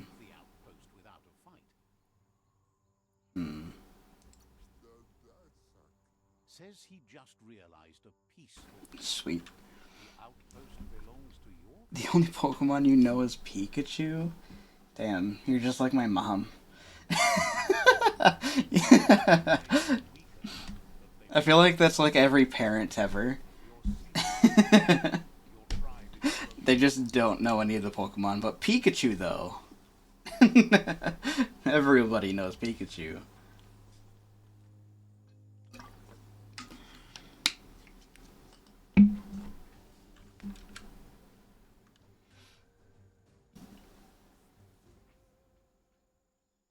And it's not even like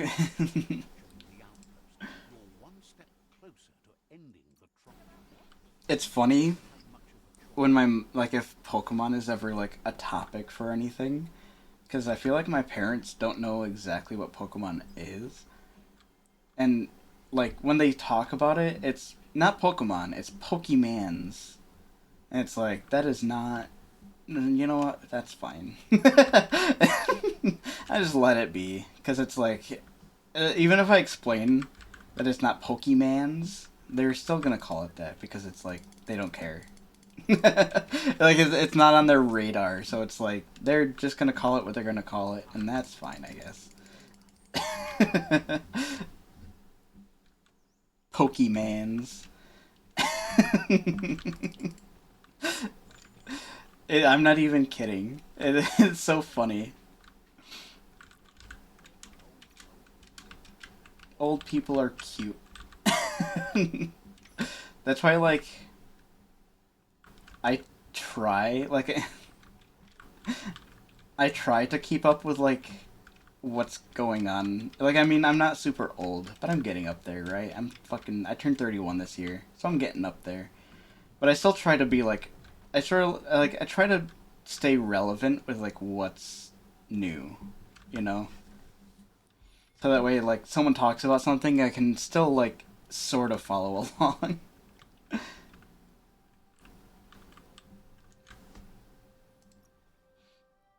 Although I wish I didn't know anything about, like, Skibbity Toilet or fucking any of the other brain rot stuff. That I could live without knowing any of that.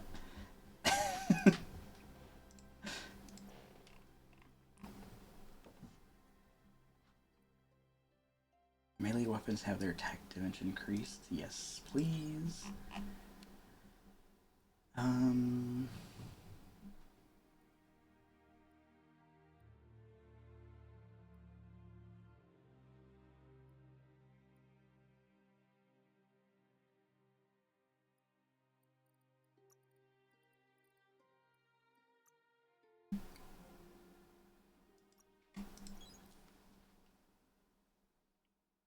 I don't know where that Skibbity came from even. Oh my god.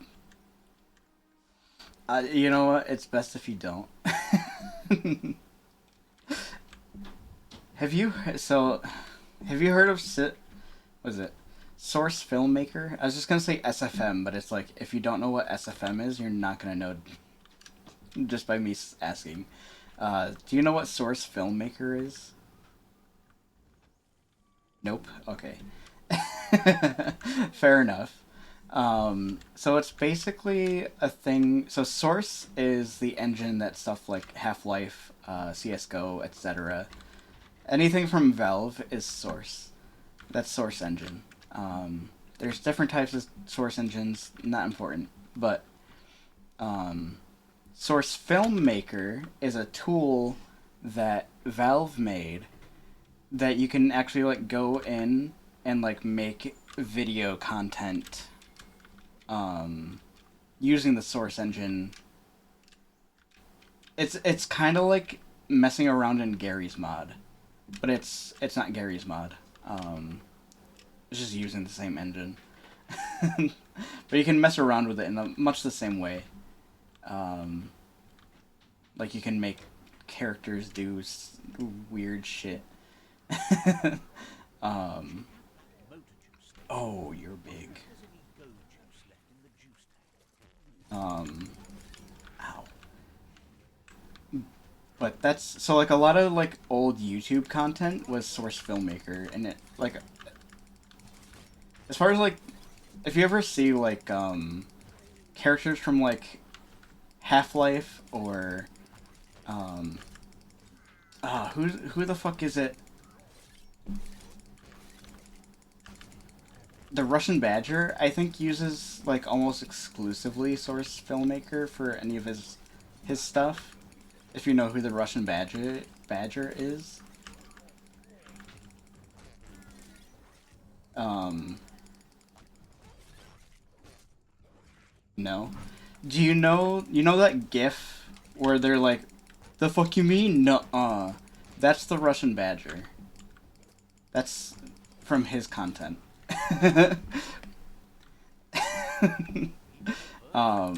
And that's Source Filmmaker. You can do a lot of stuff with Source Filmmaker. Nope. You've never seen the fuck you mean nuh-uh GIF? We post it in the the Patreon chat like all the time. If anyone says nuh-uh, someone's posting the fuck you mean nuh-uh GIF. I wonder, did I? It's possible. I mean, there's a few different ones, but the one that's specifically... Hold on, let me see. I'm pretty sure it's like the first one that shows up.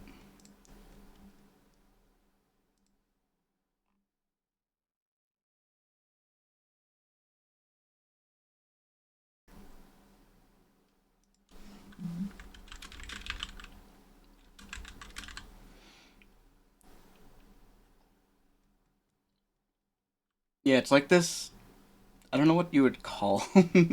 It's like this guy in some sort of like armor, and it's like it's all gray except for like this bright blue accent.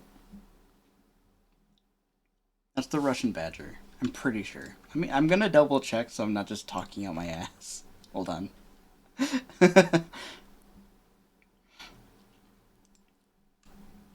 I'm pretty sure that's the Russian badger though. The Russian badger. He does other content outside of the Gary's mod, or not Gary's mod, outside of the yeah. A lot of this stuff is SFM. He does stuff outside of SFM, Source Filmmaker, but a lot of his content is that. And like even when he's playing games, he'll like put in like Source Filmmaker stuff. He's a great content creator. Um,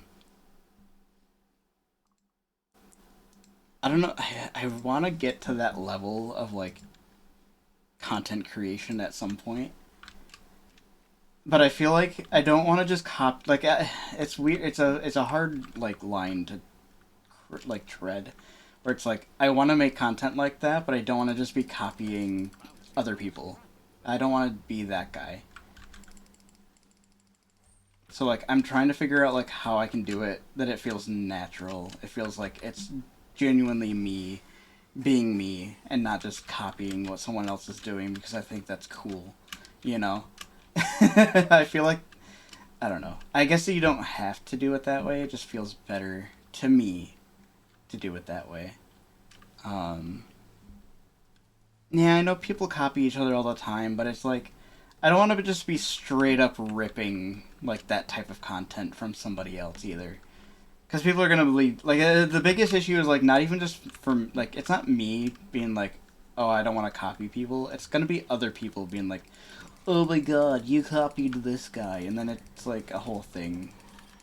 I just don't want to deal with that. That's the main thing. Because it's like I don't know.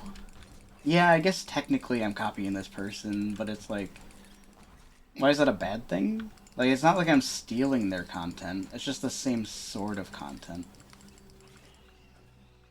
And tell them to fuck off. Yeah. Hold on. Let me kill this guy and then I'll allow that. I don't know why it doesn't. I've allowed fuck off so many times at this point. Automan needs to chill. um, but there's also part of me that's like,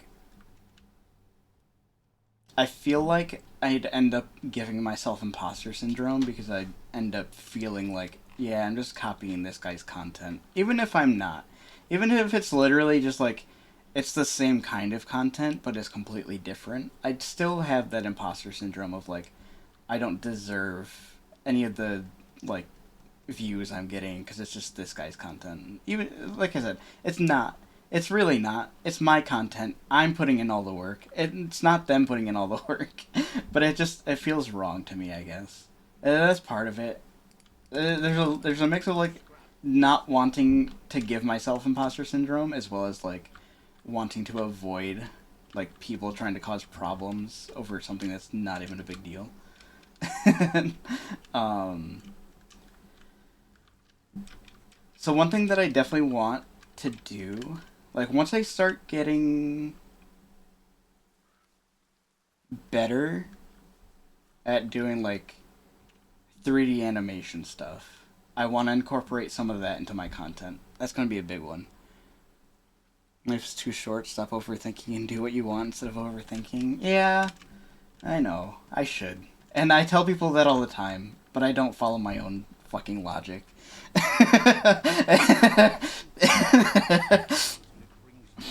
I'm good at giving people like advice on stuff, but not taking my own advice. I'm that kind of guy.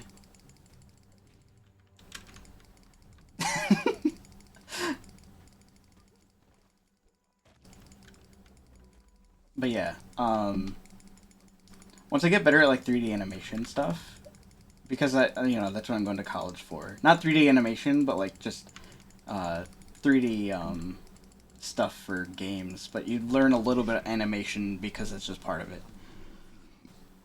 So like, I want to do that as part of like my content. I think that would be really fucking cool and at least somewhat unique. Is like doing your own 3D animations, and like some of it, like I definitely want to stream like making 3D models. Like, cause like as much as I love playing games, I also want to be like I want to have stuff in between playing games. I feel like that'd be good to have like a little bit of variation. You remembered the automaton's power-up. That's a boost.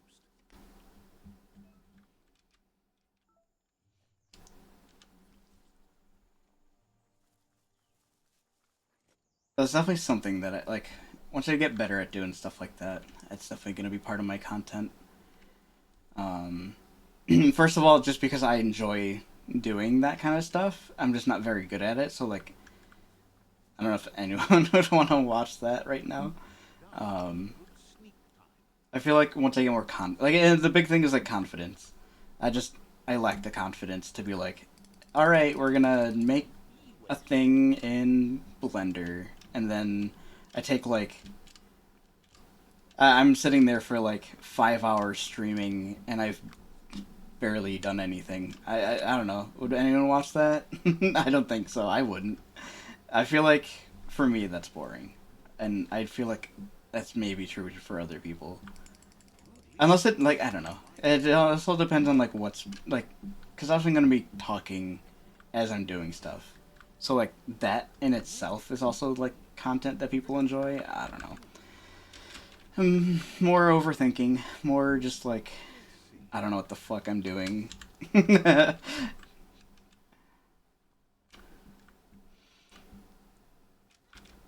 just gotta fucking do something. But I'm also like trying to figure out like what kind of content do I want to make as well. Like I'm still early into like content creation, right? Nobody knows most of the time what the hell they're doing. You're not wrong. But I definitely, it's definitely something that I gotta figure out on my own. Uh, like what kind of content that I want to make, and like what kind of content people want to see from me as well. Like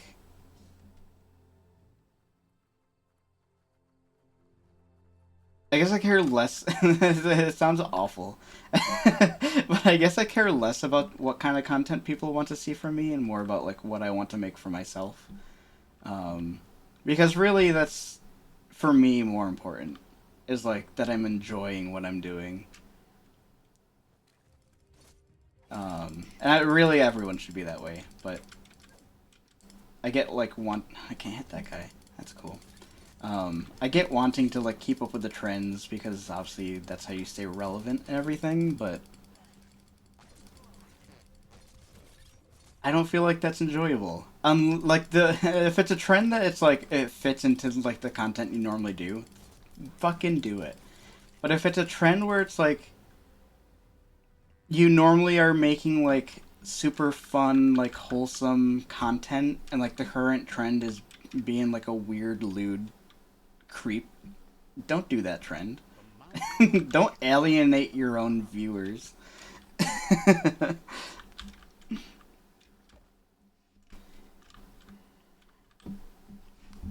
But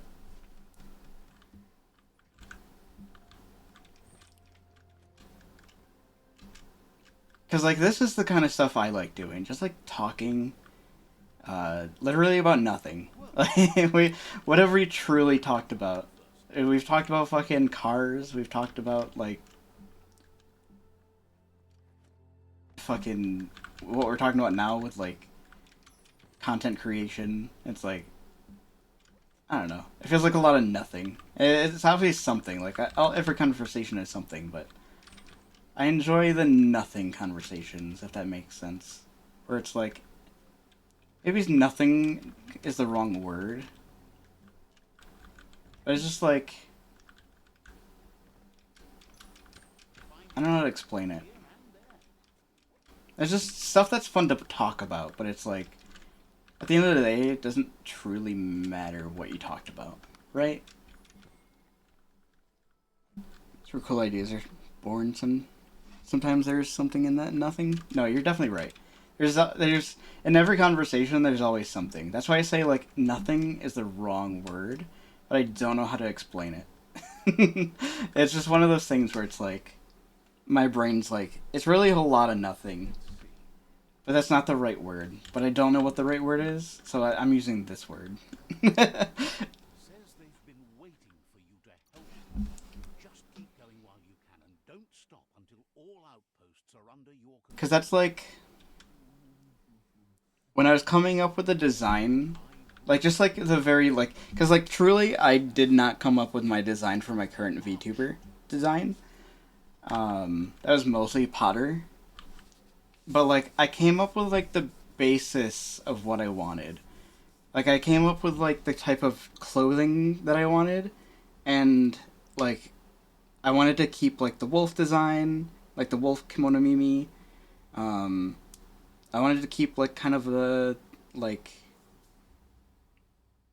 a little bit of the Irish like or like Celtic stuff. You can't really see it. Um, in my PNG tuber, there's not really a whole lot there besides like the pin, which you can't really see. But there were like aspects of my old design that I wanted to keep. Um, and I asked like I was like, hey, I want to keep some of my old design like aspects, but I also want like this new design that's like more interesting to look at. And it was, like just kind of bouncing ideas, and so like before I pitched the idea to Potter, I was like bouncing ideas off like some of my friends. Like we were talking about some stuff, and that's kind of where I came up with some of the basic design stuff. Because I was literally just like, I was talking to them. I was like, hey, you know, I forget exactly how it started, but it was basically like I don't feel super happy with my current design, and I don't know what to do. And so like we were talking, and it came up with like that's where I came up with like the idea for like some of the design aspects and um, some of like the like basic ideas, and then I took it to Potter because I knew Potter would be like the type of artist that I'd want to do it, um, and like hopefully would understand what I mean because like it was kind of a nonsensical design like idea, but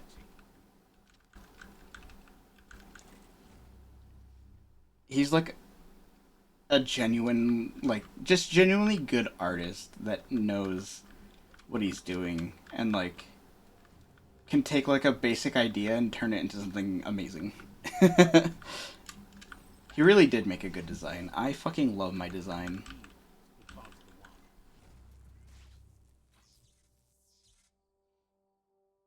Wired up and ready to go.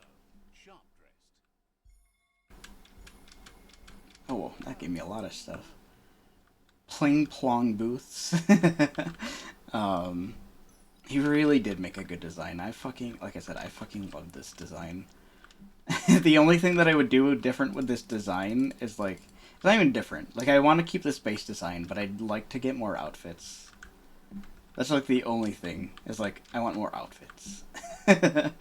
um, I do love this, like, base design outfit so much, but, oops. That's really it. I just want more outfits. Oh, nice. But I feel like that's just like the thing with like any VTuber. It's like they love their design, but it's like outfits, please, thank you.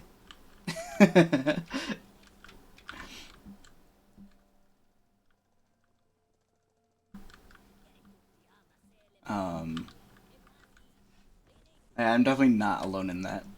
We're like more outfits is better.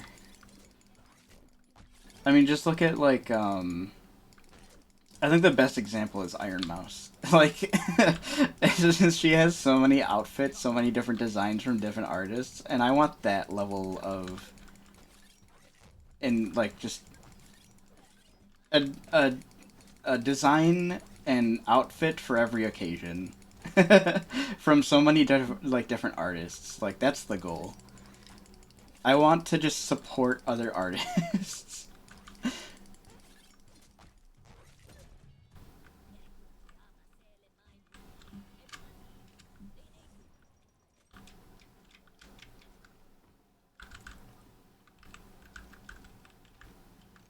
Oops, I went the wrong way. Need a lot of money for that though. Yeah. But like I said, that's the goal. That's not it's not a thing that I'm doing right now. I can't even afford who's attacking. Hello? I can't even afford a model, just like a base design model, let alone a fucking onslaught of different designs. Trust your eyes so much. They play tricks in the dark. Like I said, that's the goal. I'd love to get to that point where like I can live comfortably and I can also afford like a bajillion different designs for myself from different artists. It'd be so ideal.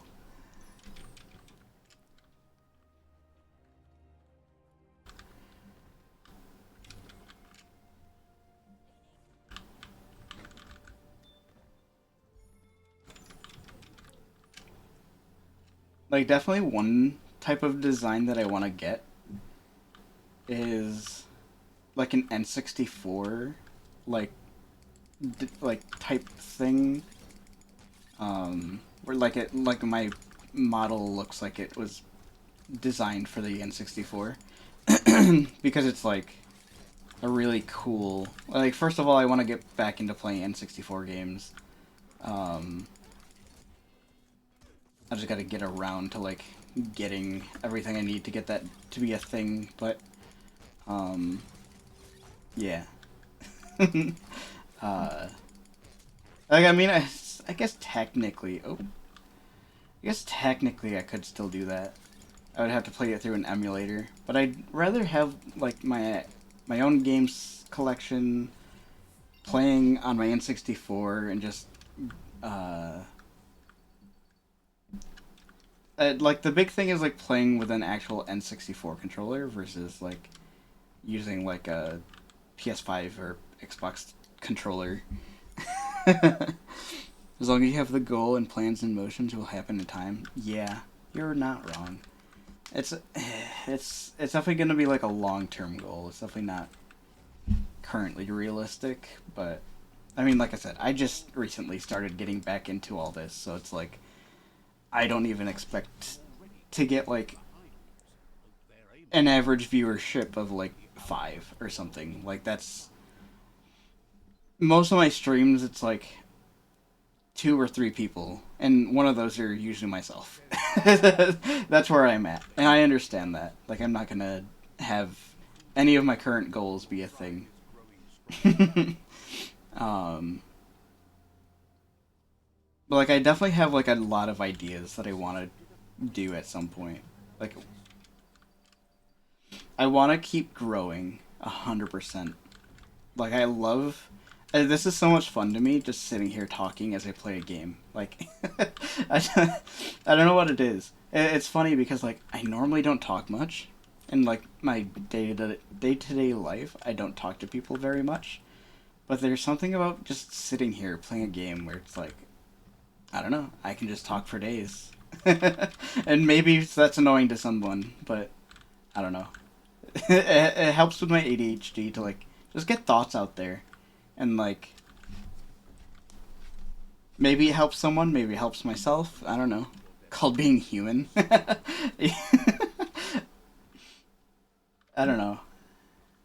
There's just something about playing games where it's like I can talk for days, but not if I'm just like trying to talk to people. It's just like go to like a bar or something. Can't do it. Talking to people in a grocery store. Can't do it. Anything like that, just impossible. Talking on a computer to faceless people, easy. Easy when you don't have the person in front of you. Yeah, exactly. Then that's the thing. It's like it's just a social anxiety thing. But like being on stream, even if I were talking um like when I'm in Mystic's chat and I'm talking to other people like in the chat, I can do that all day. Granted, I'm usually busy doing modding stuff, or like I'll have her stream on as I'm like doing homework, so like I'm not always chatting. But yeah, it's just oh hi, ow, you are a high level. Hold up. Oh, but you're still easy to kill, sort of. Jesus Christ, you do so much damage though. Um, but yeah, stuff like that. It's like I would normally never do this in my day to day life, but like yeah, without the having to like see people like looking at this is the biggest thing is like people looking at me. I feel weird. That's why I stopped doing any kind of like content creation for a while because I used to be a flesh tuber. I used to be very fleshy, but then I was like, I don't like this. It's not comfortable. And then I just did like nothing for a while. Like I didn't have any kind of like I didn't have any webcam. I didn't because like VTubing wasn't a thing at the time. Um, so like I didn't have any kind of like thing to like represent myself or anything like that. So like it's just me talking. I think if you go into my if you go into my Discord, you can actually see some of that old content where I didn't have anything. I'm pretty sure. Let me double check because I think I do. If you go into like my channel and then or my server and then clips. Yeah, like my old Valorant clips when I was doing Valorant.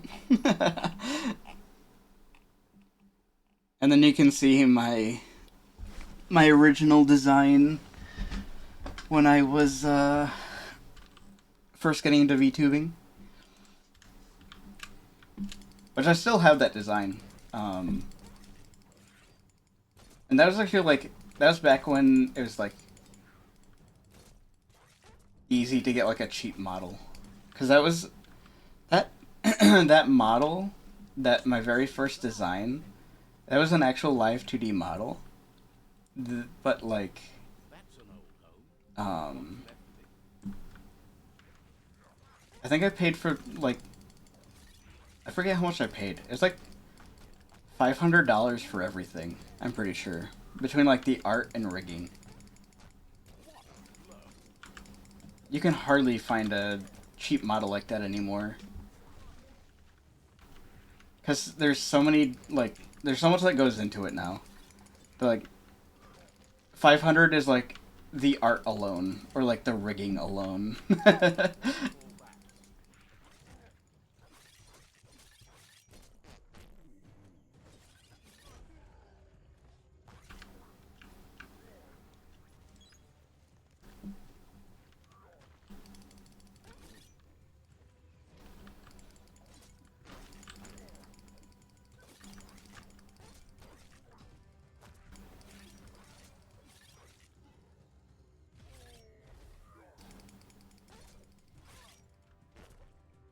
Gonna head off. Okay, have a good night. Have fun at work tomorrow. I unfortunately had to work tomorrow, but I don't have to be up until like I don't have to be into work until noon. So, but yeah, have a good night. Have fun. Thank you. Gonna be on the roofs learning to do solars. Ooh, that's pretty neat.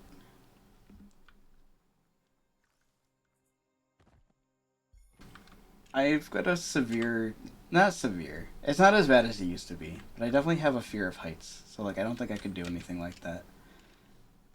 I get too like I start going up the ladder and I get all wobbly and it's like it's just not a good time.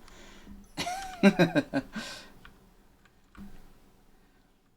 used to be worse. Like I can do I can be on roller coasters and stuff now. You need to give the tensioners on the machine head a matching adjustment to get the But twin. at one point I used to not even be able to get onto roller coasters. Although it's funny, I used to ride them all the time, and then at some point I got a fear. Like I started getting a fear of heights, and I don't know why. I don't know what caused it. Roller coasters used to be great, and then they suddenly weren't. Sometimes do have it when it's close to the third floor. See, I can't even do like my house is just one story. Like it's one floor and a basement. Like just going up onto the roof with the ladder, can't do it. Can't do it. I can barely go halfway up before I start getting like kind of nervous and I'm like just getting wobbly. It's bad. It's definitely not as bad as it used to be though. The Rocco Block outpost. One of the places the Necro tribe smashed together. Get used to it, I suppose. I don't know. Uh, it's just like I said. It's just weird because I used to be fine with heights, and then I just suddenly stopped being fine with heights.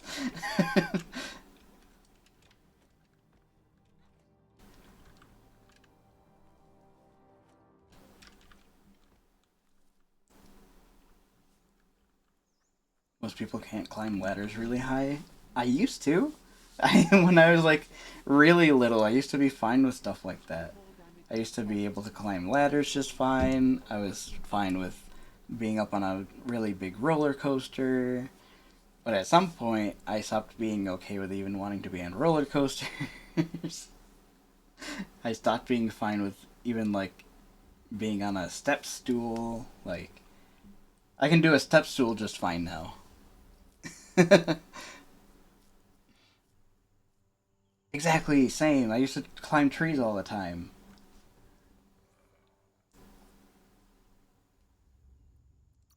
But I think now I could probably. I feel like climbing a tree would be fine. There's just something about climbing a ladder. I don't know. Here's the first line of defense.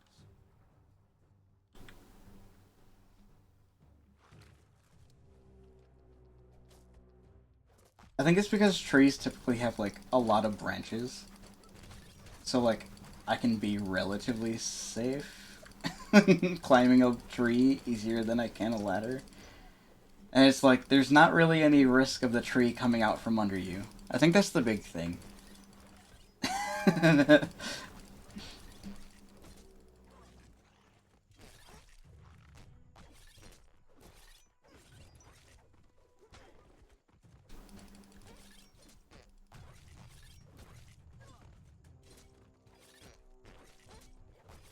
And the wind as well. Yeah. Although I've never had to climb high enough up on a ladder where like wind was an issue.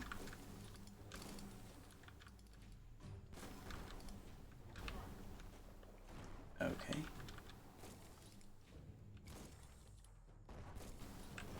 That was a few times, not fun. I could imagine. What the fuck? Let me hit. There we go. Spot corrected. I just was hitting at the wrong time. Yeah, no, I could imagine that would not be fun. To get a barrel out. Then hit it toward the gate and blast it. Okay, good night. Have good sleep. That looks splody. You're in.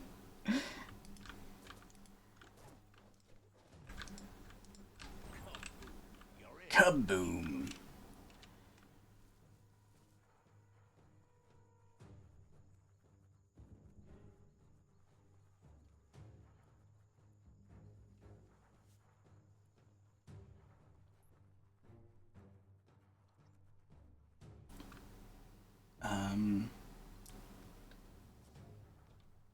And these flamethrowers? Yes. Okay. Where's the second line of defense?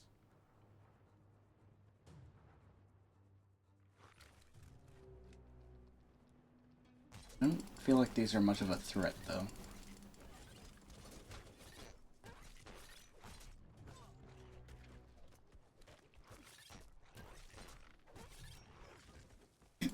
I should at some point make a better gun.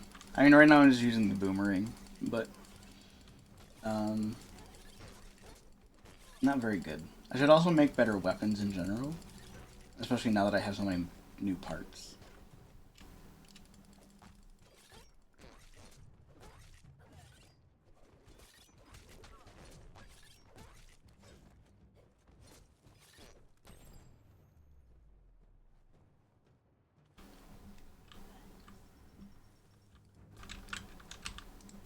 Do I blow this up?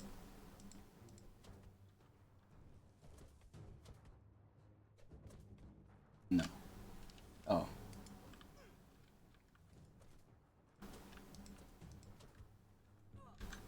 It's smoldering already. Okay. What? Do I hit it now? Give it a good smack. Okay. It's kind of annoying that I have to step into the fire to do that, but okay. Fair enough.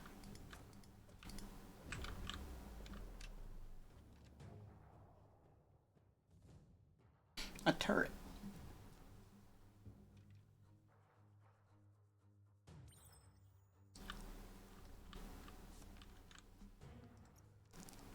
Let me do that.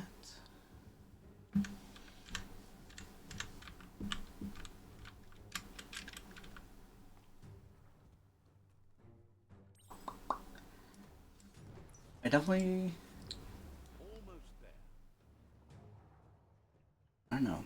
I feel like right now my content isn't going to be much of anything. It's just going to be me playing games. Which is fine. It's just, I gotta think of like how to implement stuff that I want to implement. And some stuff is like, the stuff that I want to implement isn't something that I can do right now. He says you made them weaker, but they won't get Your Sifu thanks you. Your tribe is growing stronger. So like, I don't know. It's gonna be tricky for me. Trying to like, not only think of like what all I want to do with my content, but also like how to implement all of my content that I want to implement.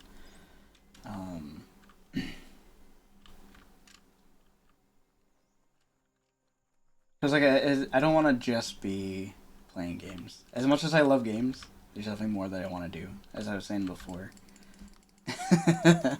like I said, the big thing is definitely like I want to somehow incorporate 3D stuff.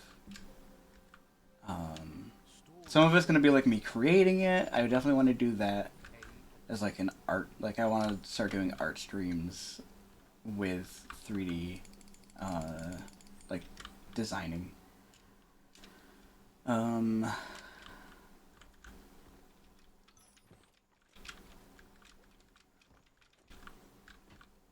But that'll be like way down the line. Cause I suck at trying to like do stuff just on my own, like trying to create my own like structure to learn stuff. So like that's the big thing. And that's partially why I'm going to school. Because it's like, technically, I don't need a degree for what I'm going for.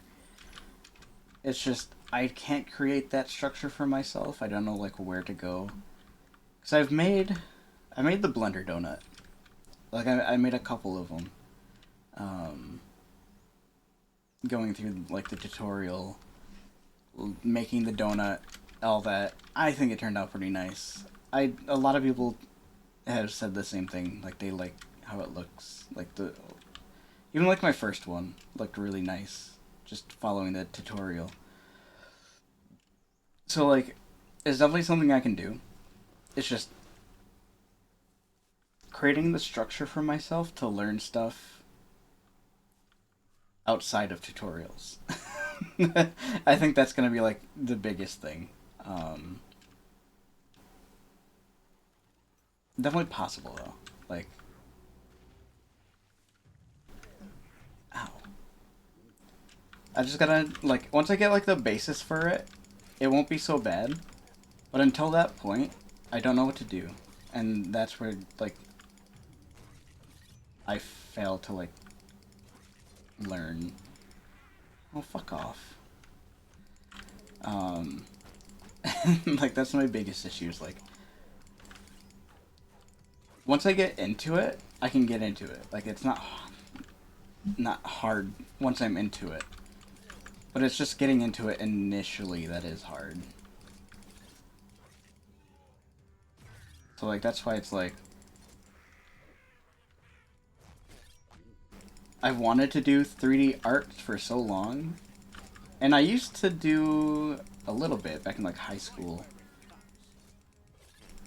but um, I didn't really stick it out because I just for the same reason where it's like I don't know how to like well, I've learned how to do this thing. Where do I learn to do other stuff? And that's where I like that's where I like have issues. It's like I said, it's just the structure, like creating that structure for myself, impossible. For me, obviously other people can do that for themselves, but Says you must look to the tree of life to know the state of the okay. Um, yeah, I don't know. It's just that's life. Oh, you're fucking huge. You breathe fire? What the fuck? What level am I? Level 16. Um,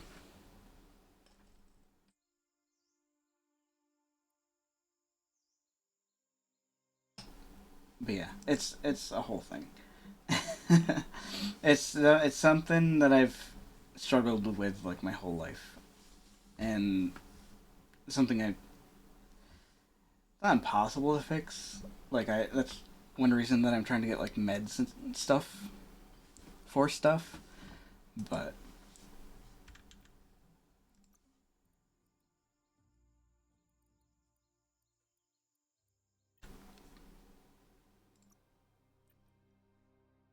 it's real great.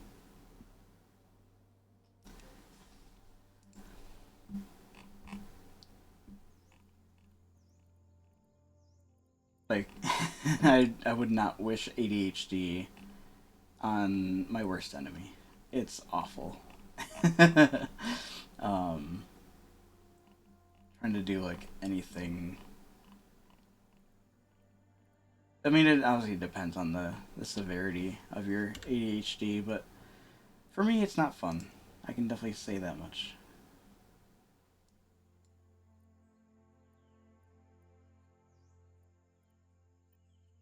Not a good time.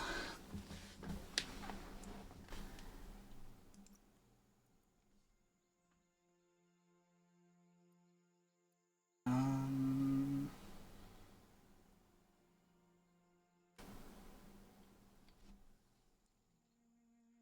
like this is a little bit better.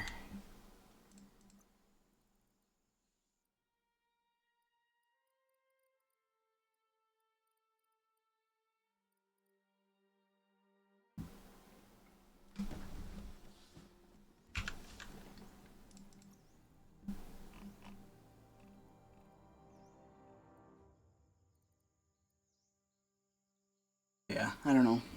Um, what was I talking about?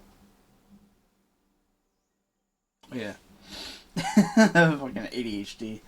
Um, it's yeah, I'm trying to like figure it out, but it's a lot.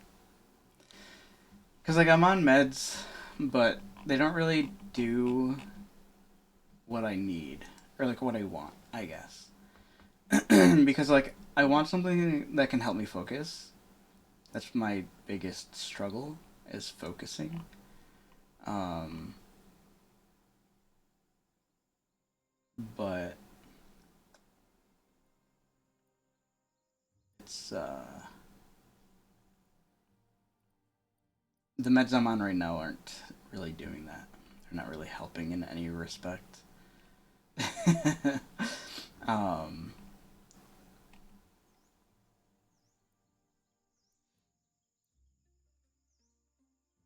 damage inflicted on increased by 2% for every 10 units of strength. Ooh. Sure. Add on 62.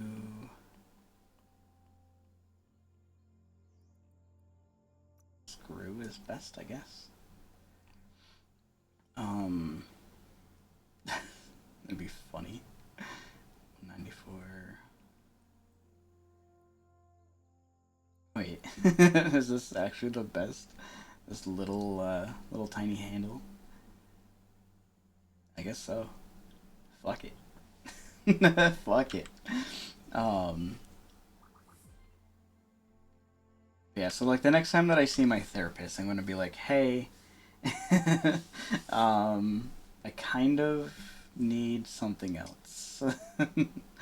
This ain't doing it.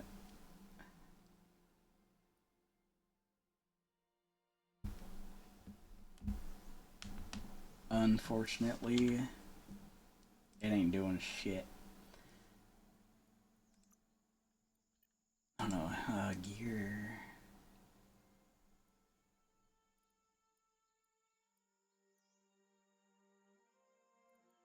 Oh no, that's the, hold on.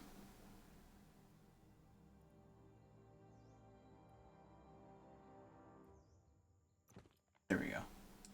That's what I want. Um,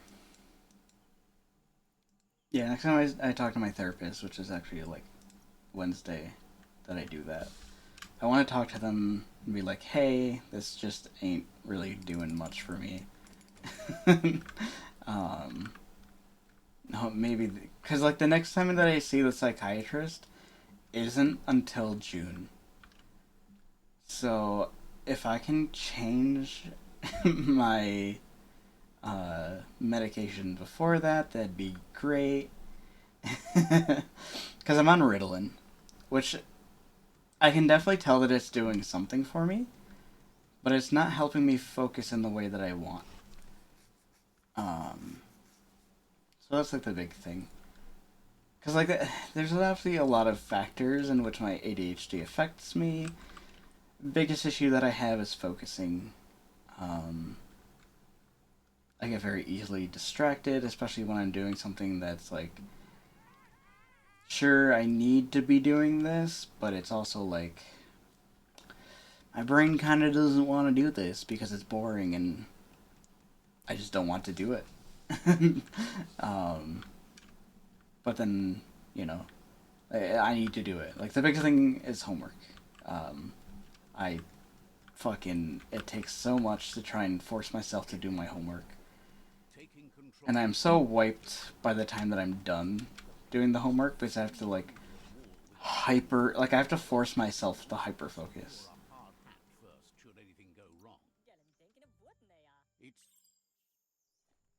So it's like, I have to I don't know. I gotta figure it out. And unfortunately, the one medication that I've been on that helped in regards to focusing is just not great for my body because it was Adderall and I could focus so well. Like it was like I was a different person. Um, but the issue was my um, blood pressure was unhealthy. Like I could fucking have a heart attack at any moment. Kind of not good. Maybe not actually, but it still just wasn't good. Oops.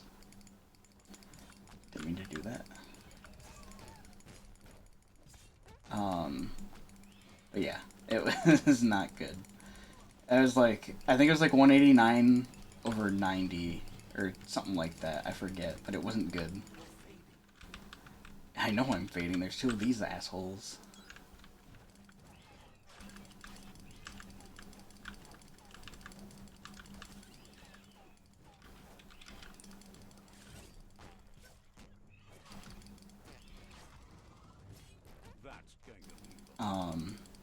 But yeah, it's unfortunate. The only thing that so far helped is not a viable option.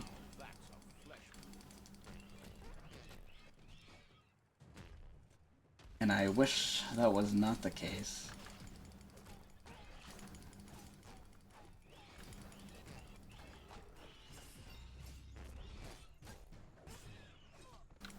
Ow.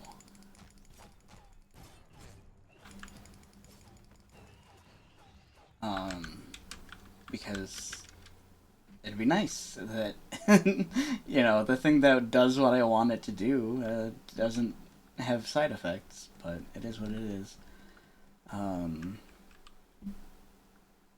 So yeah, I've gone through a few different ones now.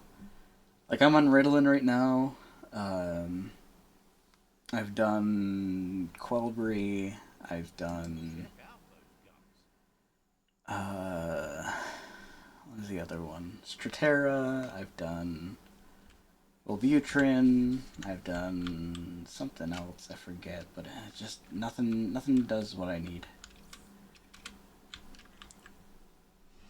Some of it just doesn't do anything, or it does so little that it's not noticeable. Um, like the Quelbury, I felt like did something, but it just wasn't what I needed.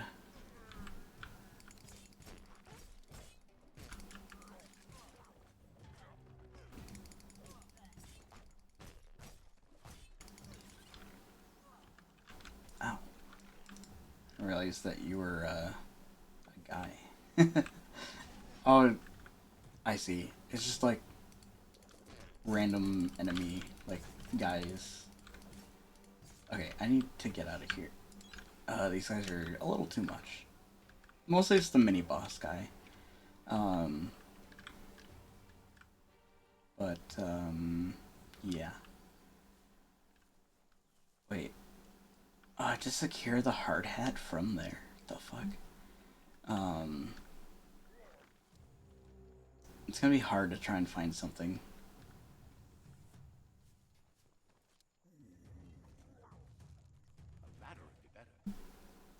A ladder would be better. You're not wrong. I'd rather a ladder than a rope, but make do. A ring dinger from the yesterdays. A thingamabob used to pling signal the faraways. Let's find out if it still works. Do I have to take them out? Can I just sit here for a second and they'll fuck off? Oh yes, actually. Apparently so. The day is wasting. Time to get to it. Let's see.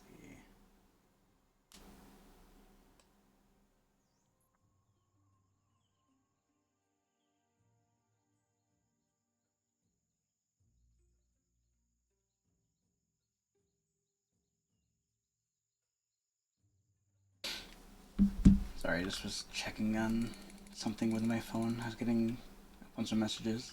It's a bunch of stupid shit. um, but yeah, I don't know. It's hard. It's hard trying to find what you need when it comes to like anything mental health because everybody's brain's different. So what works for one person isn't gonna work for somebody else. I mean that's kind of true for like your body in general, but especially mental health, like medication.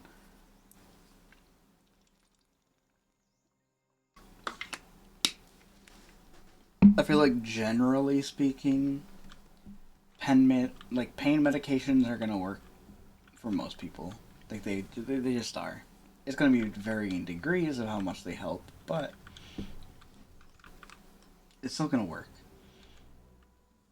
when it comes to like mental health related stuff, it's like it's just hard. I feel like it's harder rather.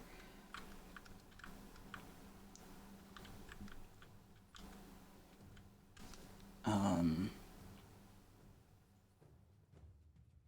Seems the keys need to be in sequence to make the ring dinger work. I see.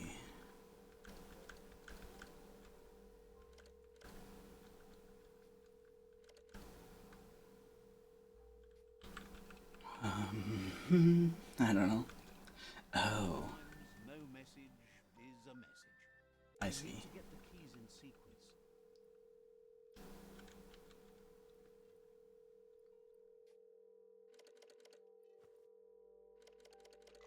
Perfect. It also helped that it was, you know, already kind of in place.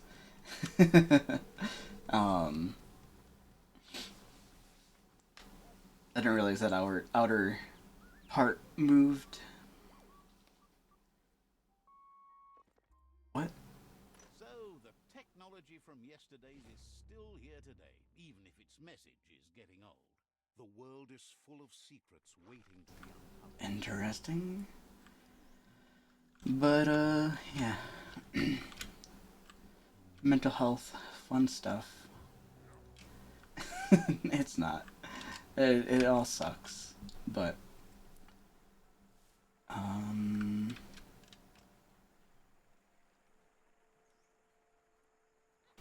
it is what it is. Hey, there's some rubber scrap over there, just right for the taking. I feel like one thing that I'd love to do is like, and I know this is like like a lot of people's goals if they're, especially if they're a VTuber, but like I'd love to get like a figure, not even just a plushie, as cool as a plushie would be, and it'd probably be like a thing that I'd get before I'd get any kind of um any kind of like figure or like anything like that. Um, I want to get I'd love to get a figure though. Like obviously plushies are usually like the first thing. They're usually a little easier, from what I've seen, to get. And not just like a standee, like an actual just figure. Um, First of all, I fucking love figures. I have so many in my collection of just random figures. Well, not random. Like they're all stuff that I enjoy, like that I'm interested in. Mostly Okami. I have a lot of Okami figures. Um, like compared to any other like thing,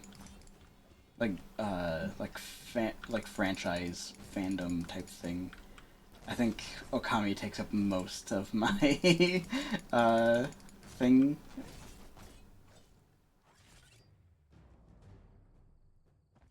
Cause like I have like one or two from like each different That's a fast thing, start. but The dry Okami I have like 5 or 6 just to create a spark to or light something like that, it burns brighter than the light.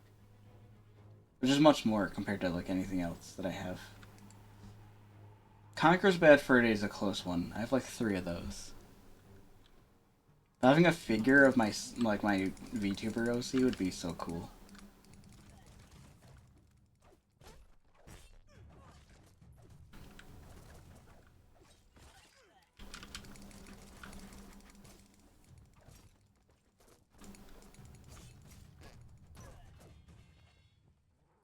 Like again, that's like all like very like long-term goal type thing. I know. Um, it's just I don't know. I think it's so cool to think about as like even a possibility.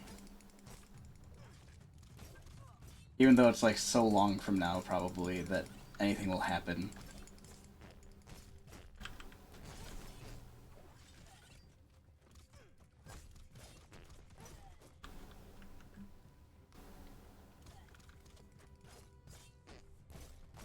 And like, yeah, it's like it's one of those things where it's like the money's nice. Don't get me wrong, but I don't even care about the money like that I'd be getting from stuff like that. I I just think stuff like that is cool, and like the fact that other people would want something like that to begin with, that's also really cool to me. And it's like, I don't know, I want that. I want that for myself. I want that for the people, for anyone that enjoys like any kind of content I do make, whether it be now or further down the line, doesn't matter. I think that's all just super cool.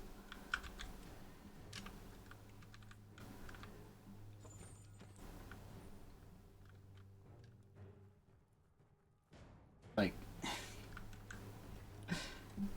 the fact that anyone at all would ever want to just sit here and listen to me ramble about absolutely fucking nothing, The battery bonker looks like it sounds unreal to me.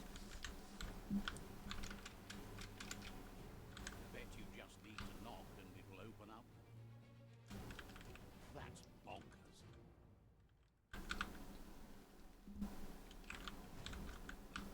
Oops.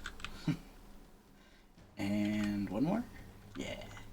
The Netra tribe values liberty and is striving to protect freedom. They want to continue with each tribe being responsible for their own and believe that uniting the tribes is the only way you can survive. Oh, so your values and they fucking Instead of agree with us. fighting over nothing. Like your values fall in line with ours. He just needs a logical reason to trust you with the fort and fate of his tribe. If fight is all you do, he can't stand by you.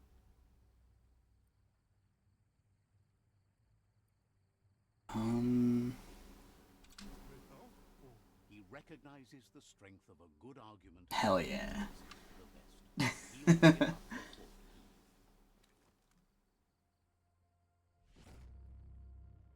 Tribe fort conquered. The rival Sifu is defeated, and the destiny of their tribe is in your hands. You are free to choose their fate, but not free from the consequences of your choice. He'll leave it up to you to decide the fate of the rival Sifu, but Let them join. trust you to offer support to others when you can see that they need it. I'm like I said with the Jagni tribe, it's kind of our own fault that they need help, but Good or bad, never to be undone. Side by side they'll stand until order and stability is reinstituted. He's gotten news that the other tribes have realized there are no winners in this war. There's no purpose in antagonism. The way he sees it is that you've been forced into opposition. Your tribe didn't start the war, but it's fallen to you to end it. It's Oh, clear your fair enough. efforts have been successful. There's light at the end of the tunnel. The tribes are tired of war and will remember the one who brought them peace, whether you decide it'll be now or later. So, do you want to end the war now or continue the crusade? um.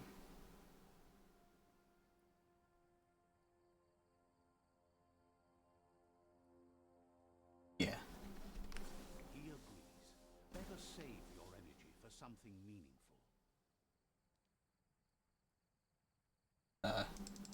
Okay. I was like, did it crash? No. Damn, that guy's got a chiseled chin. What the fuck? The guy with the army gear. The fuck?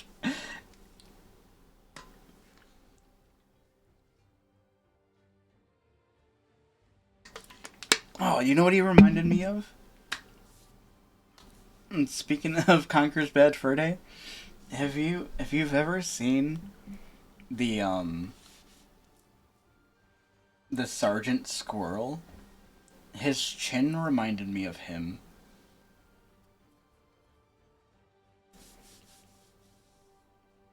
I'll wait until this cutscene's done to show what I mean for anyone that probably doesn't know.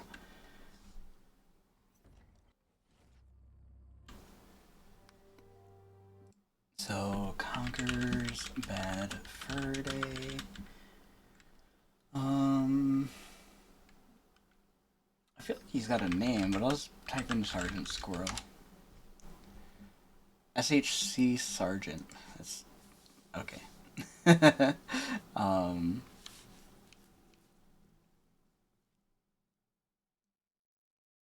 Yeah, he's got this huge fucking chin.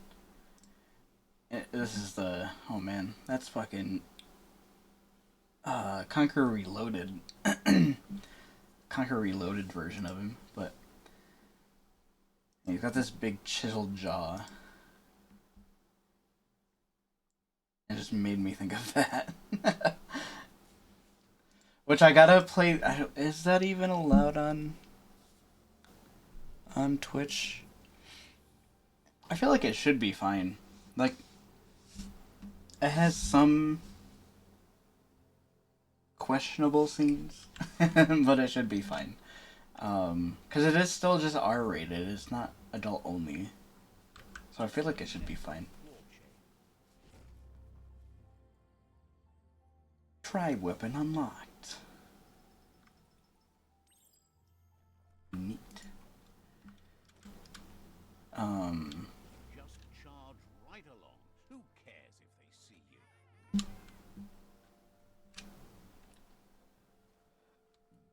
Oh god.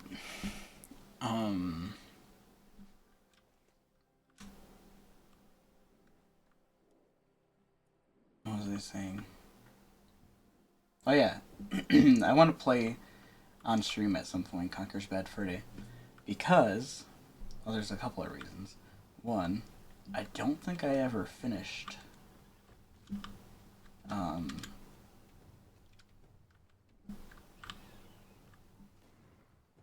don't remember finishing it anyway.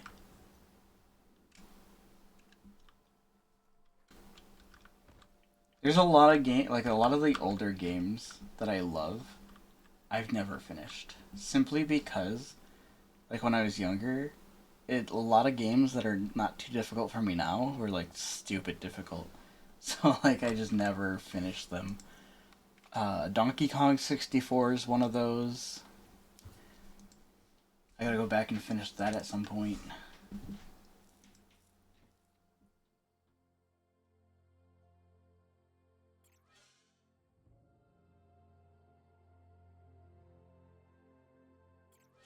I think that'll be good for now.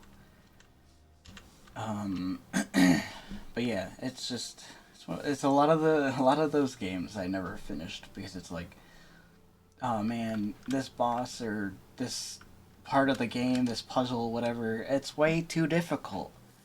And then I play them now and it's like, what the fuck was I on that I thought this was difficult? Ow. It's like, this isn't even like remotely difficult. What was I doing?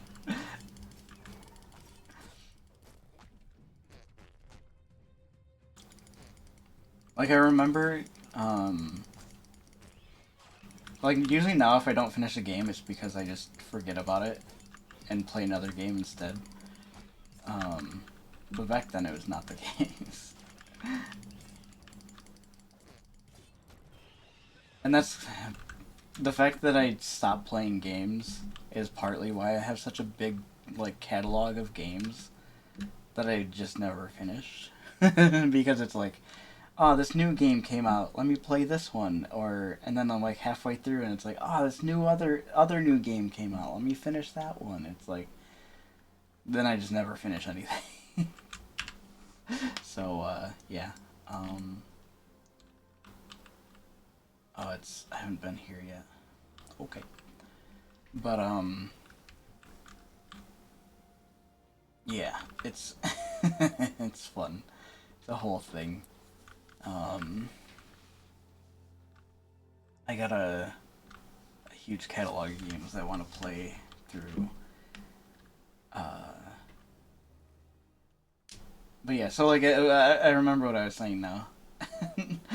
Before I went off on a tangent, when I was playing Donkey Kong 64, when I was younger, there was the It's like a Jack-in-the-Box boss, and back then I didn't know how to beat it. I was like, this is too hard. I don't know what I'm doing. I don't know how to beat it. I can do it no problem now. Like, I don't know what the fuck I was on with that boss. It's actually a pretty simple boss. So much damage.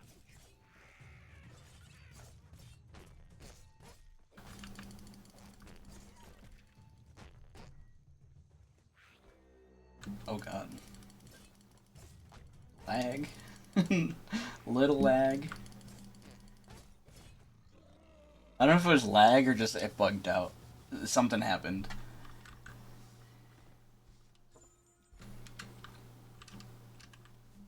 Because, like, the last time I was playing, I was getting a lot of dropped frames. So I lowered the settings and then I capped it to 60 FPS. Because I'm going to be streaming, like, the output is streaming to 60 FPS anyway. So, like, it doesn't really matter.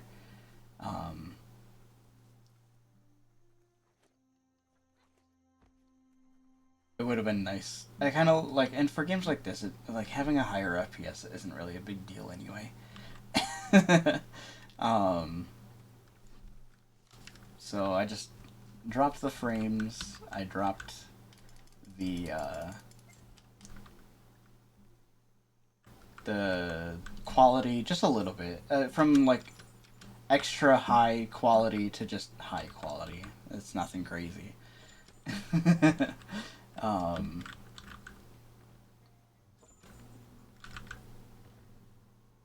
just to try and prevent any kind of dropped frames, which so far I'm not seeing any. So we're chilling. And yeah, so That's the top of a shaftiloo, a of a what? gigantic dig hole toxinol cut into the forest. All things out of the earth. Oh, Nothing like a rewrite. interact. Oh, it's a chest. I was like, what? But yeah, I mean, it's just there's a lot of stuff that I gotta like take into consideration with like anything. Whoa, hey there. Oh, fuck you.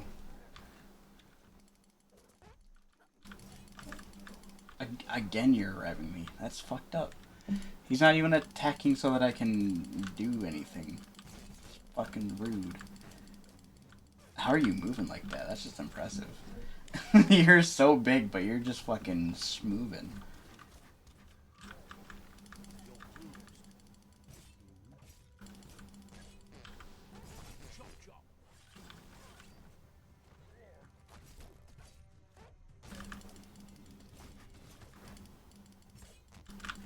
God damn it. Oh my god. It's fucking crazy.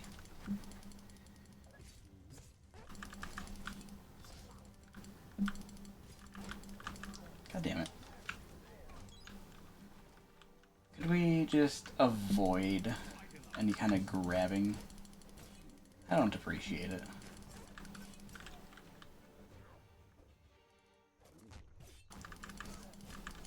Ow. I tried blocking the first one, but it didn't fucking do it. No, god damn it. You're rude. Oh yeah, I literally was saying that I wanted to make a better gun, and then I just didn't. Let's do that.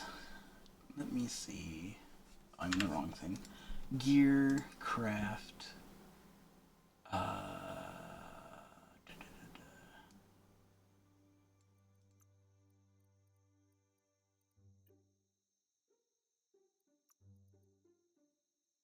Ranged. Craft a new ranged. I don't know. Automatic rifle, probably.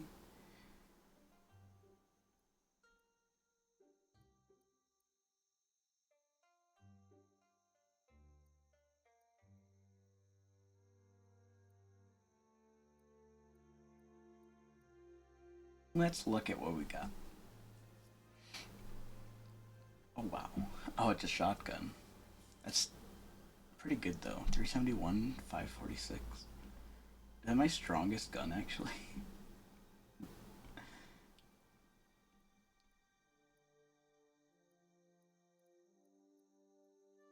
Oh, yeah, it's another explonder too.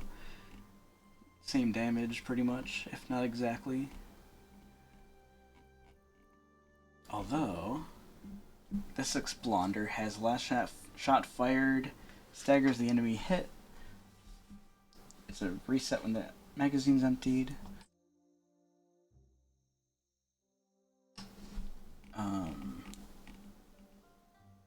This one increases the magazine count by 8.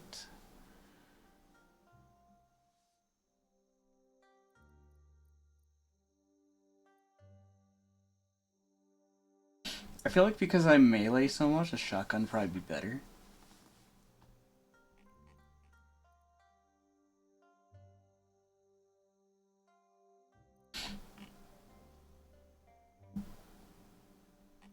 I think I'd rather this. And then muzzle.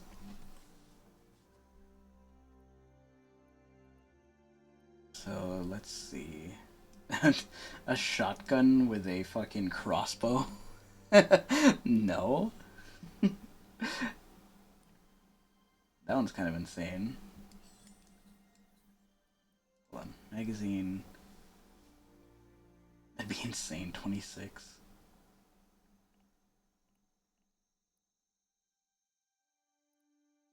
Honestly, my best option too. Let's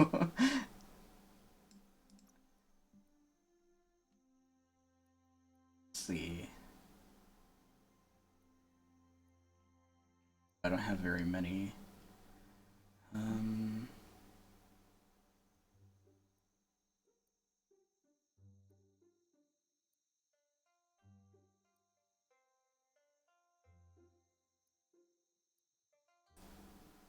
So the lumen tube is the best.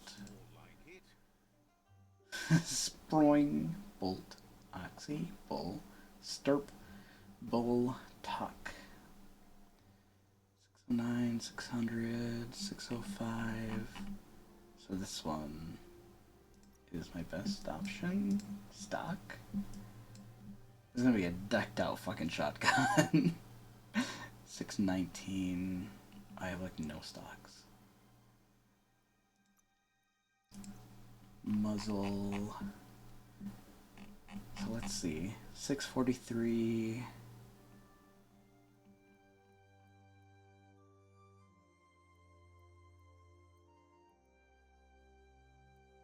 Oh, there's different crossbow looking arms. That's interesting. This doesn't look like a shotgun. It doesn't even look close to a shotgun. But you know what? Fuck it.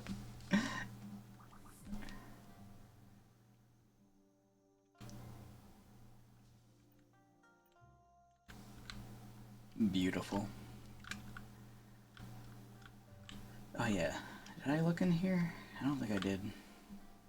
Oh, there's also this guy.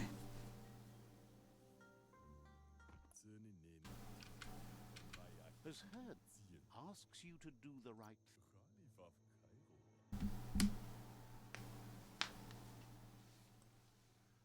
Come toward the light.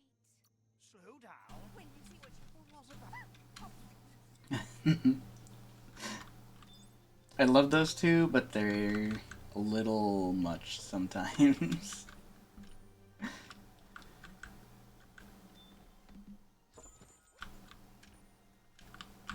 Oh wait.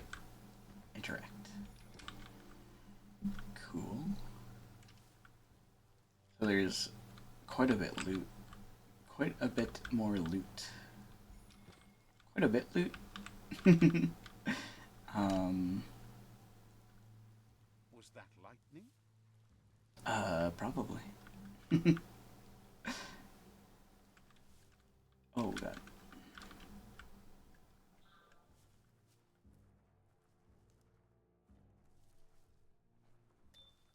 Ooh. on a legendary with Arctic. Knock smaller enemies to the ground when hit. Not bad. New Wung Fu.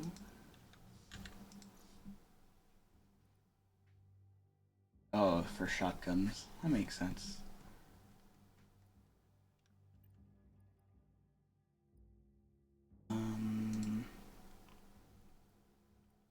Actually reminds me I need to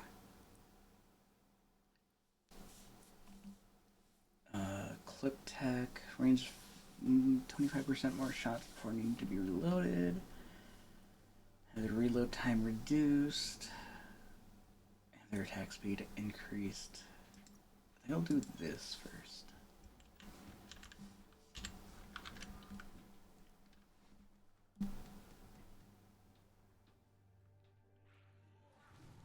Oh god.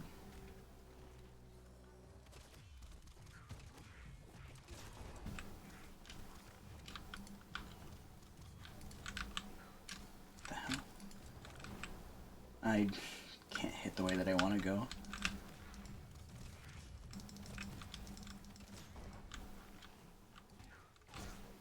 Oh. Why did I get grabbed?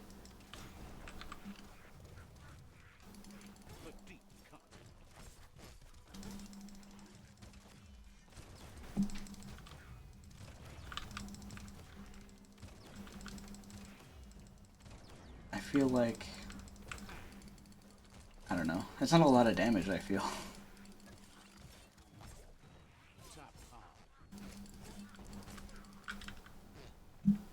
The fuck?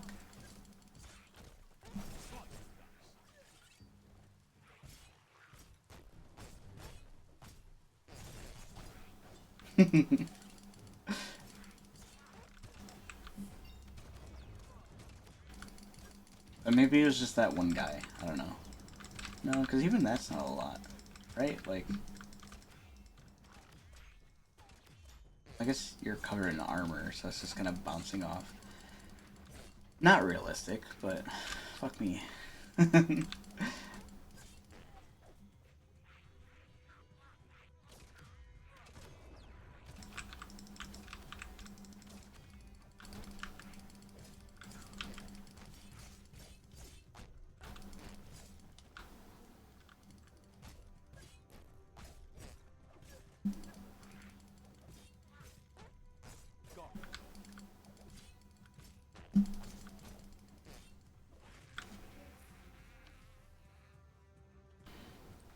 Cool.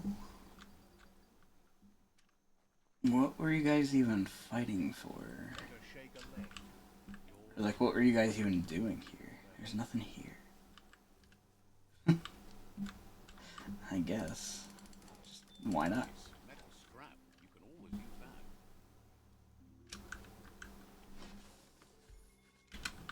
Cool.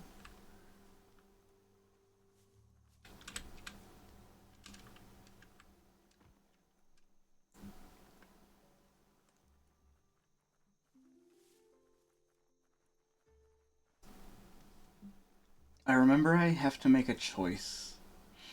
I'm like, whether I just leave or I can try to bring other people. I think I did one where I just left. So, like, I guess technically I did beat the game, but it didn't feel good. Like, it did feel like a good ending. Just leaving. Because I never defeated all the world eaters.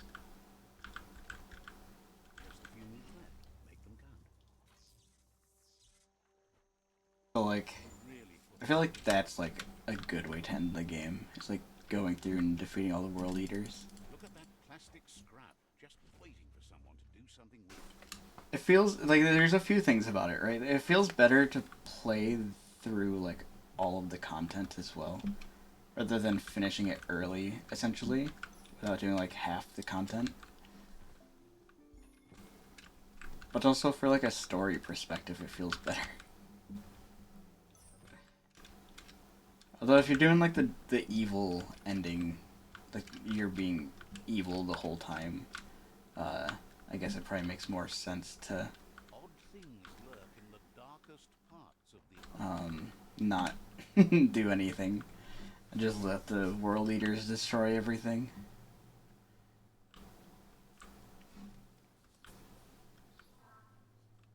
I've already been through here.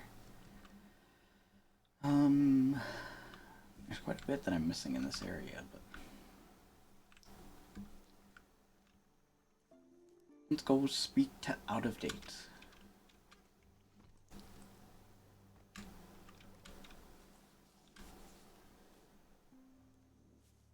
A quarrel spot. You can't help but wonder what was so worth fighting over here. There. You evil? No.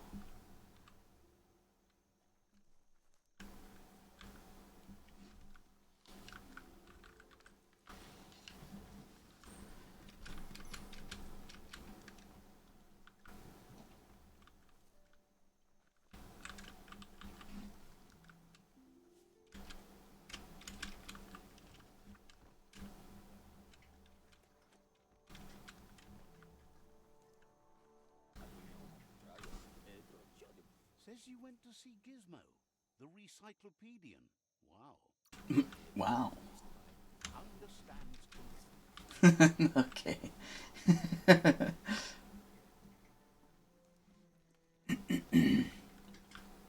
Well, this is kind of what I was talking about before, where it's like,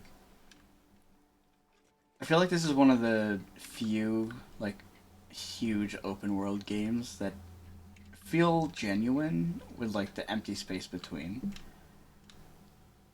Because they still fill it in with, like, interesting terrain, or, like, even though there's not much to this place, like, it tells a story, right?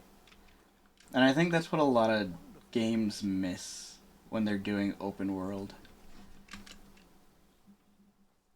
It's like, it's cool to explore and see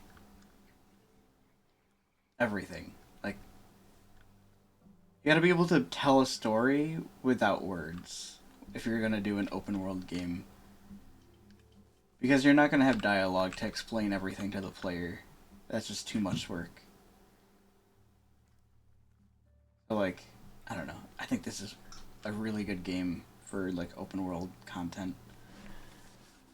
Open world game content. Just so much.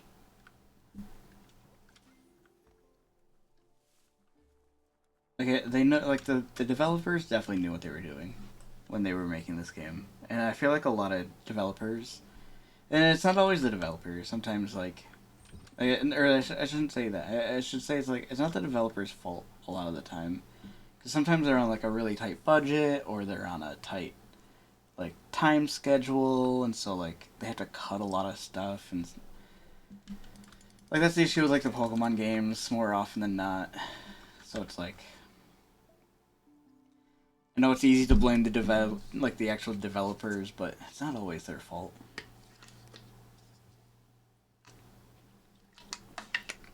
More often than not, it's not their fault. It's the publisher, which is technically part of the developer, but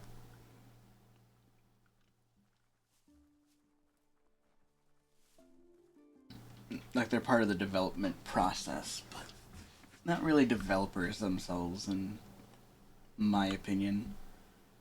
Like, they kind of alienate themselves. Dice. Reflexed.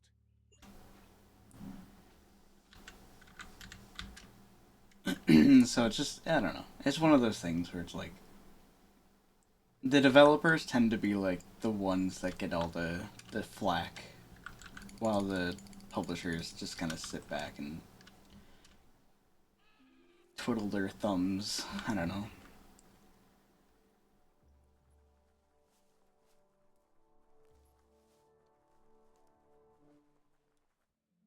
What? There it is. Oh. The idea that all life is related by common existing species, and those produced in the past represent the succession of the extinct. The trees Like, look how beautiful that is. once budding twigs, a connection between the past, present, and future. A representation of all extinct and living species with its ever-branching and beautiful ramifications. We are an evolution of those that came before. Like, that's the shit that I want to be doing. Right there. Like, just making super beautiful, like, environmental stuff.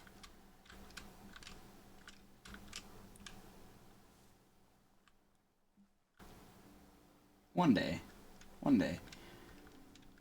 But, man, I wish that was today. I'm not gonna lie.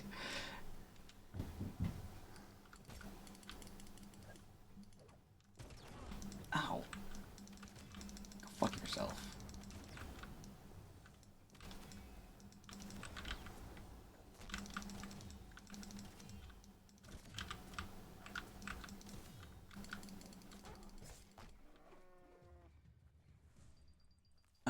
Bye. I didn't expect him to fall into the abyss like that. Proving whether you drive them or not. True, I guess.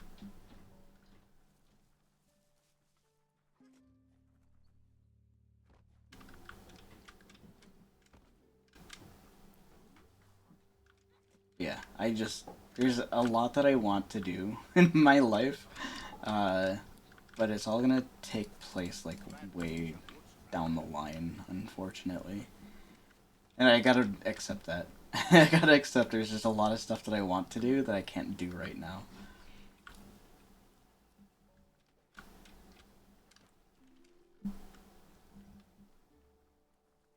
And just try to, like, I gotta focus, I gotta keep those in, like, the back of my head kind of thing, and, like, focus on the stuff that I can do. Just easier said than done for me, but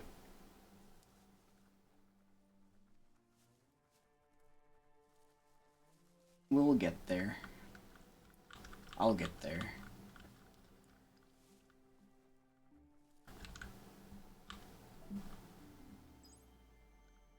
I have so many side points I'll never use. It's just I don't use, like, I forget that I even have these. Ah, some wood scrap. Always happy to find that.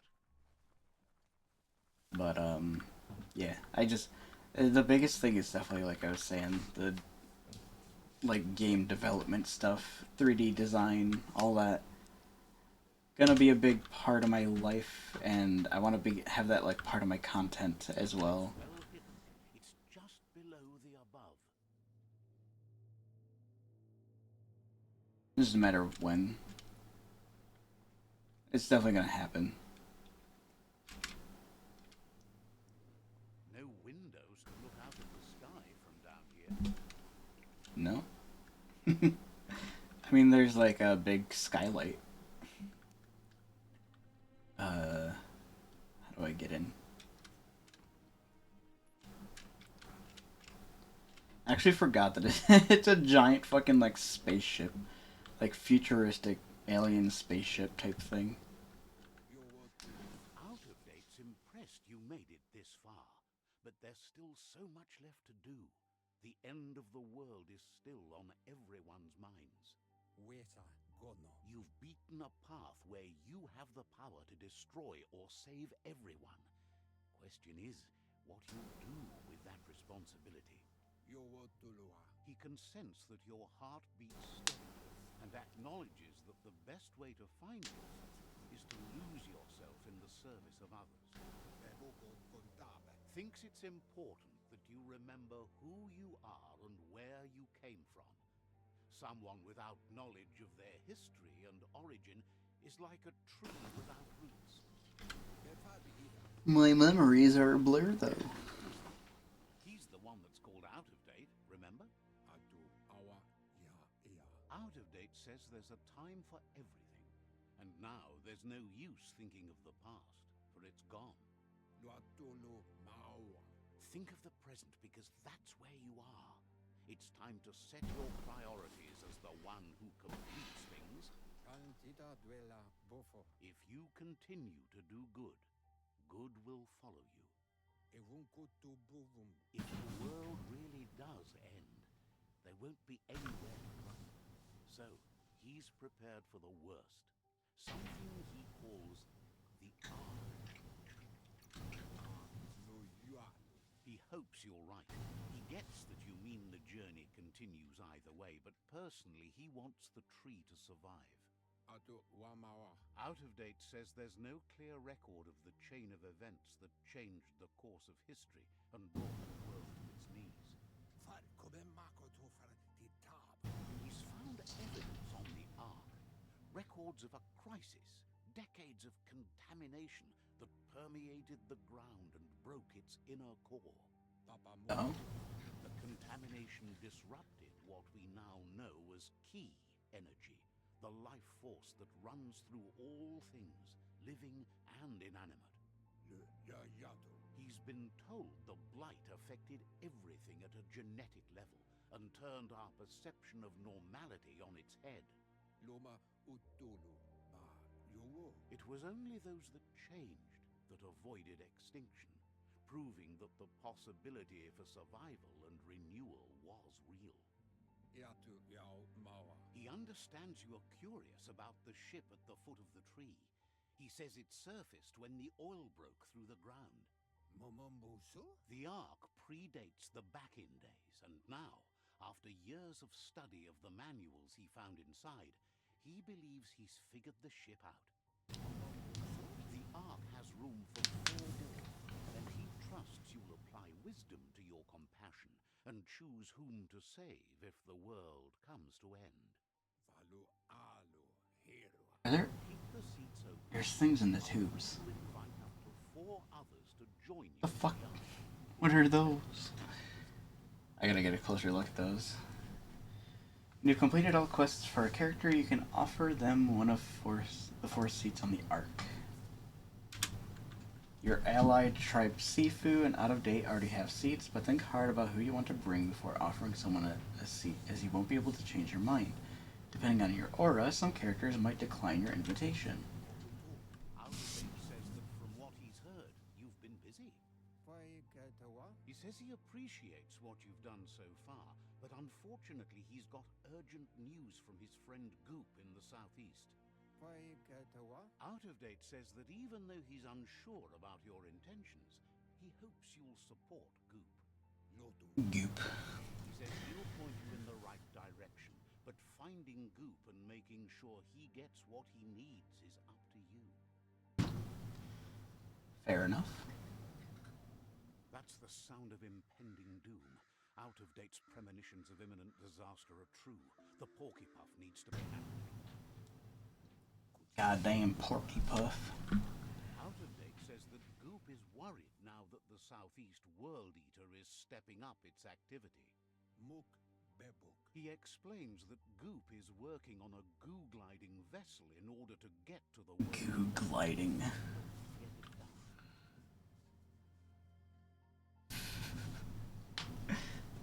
Goop.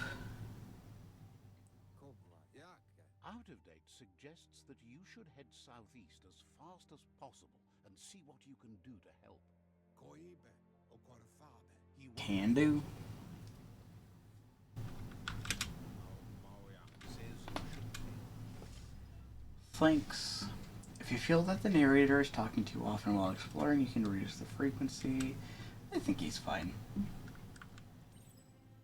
The fuck? What are those?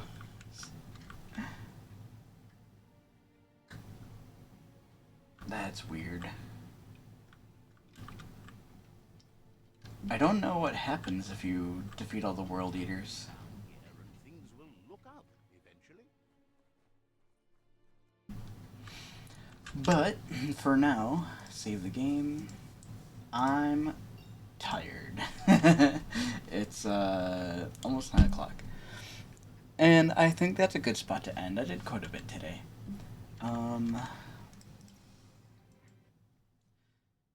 So yeah, I appreciate anyone that's listened to me yap about nothing for this long. um, appreciate anyone that's come out and watched, yapped along with me, all that good stuff. Next stream will be Wednesday, this coming Wednesday, same time as per usual. Um, yeah.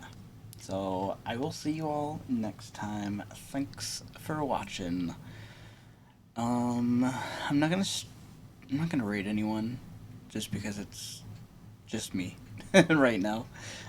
So yeah, I will see you all Wednesday. Thanks and goodbye.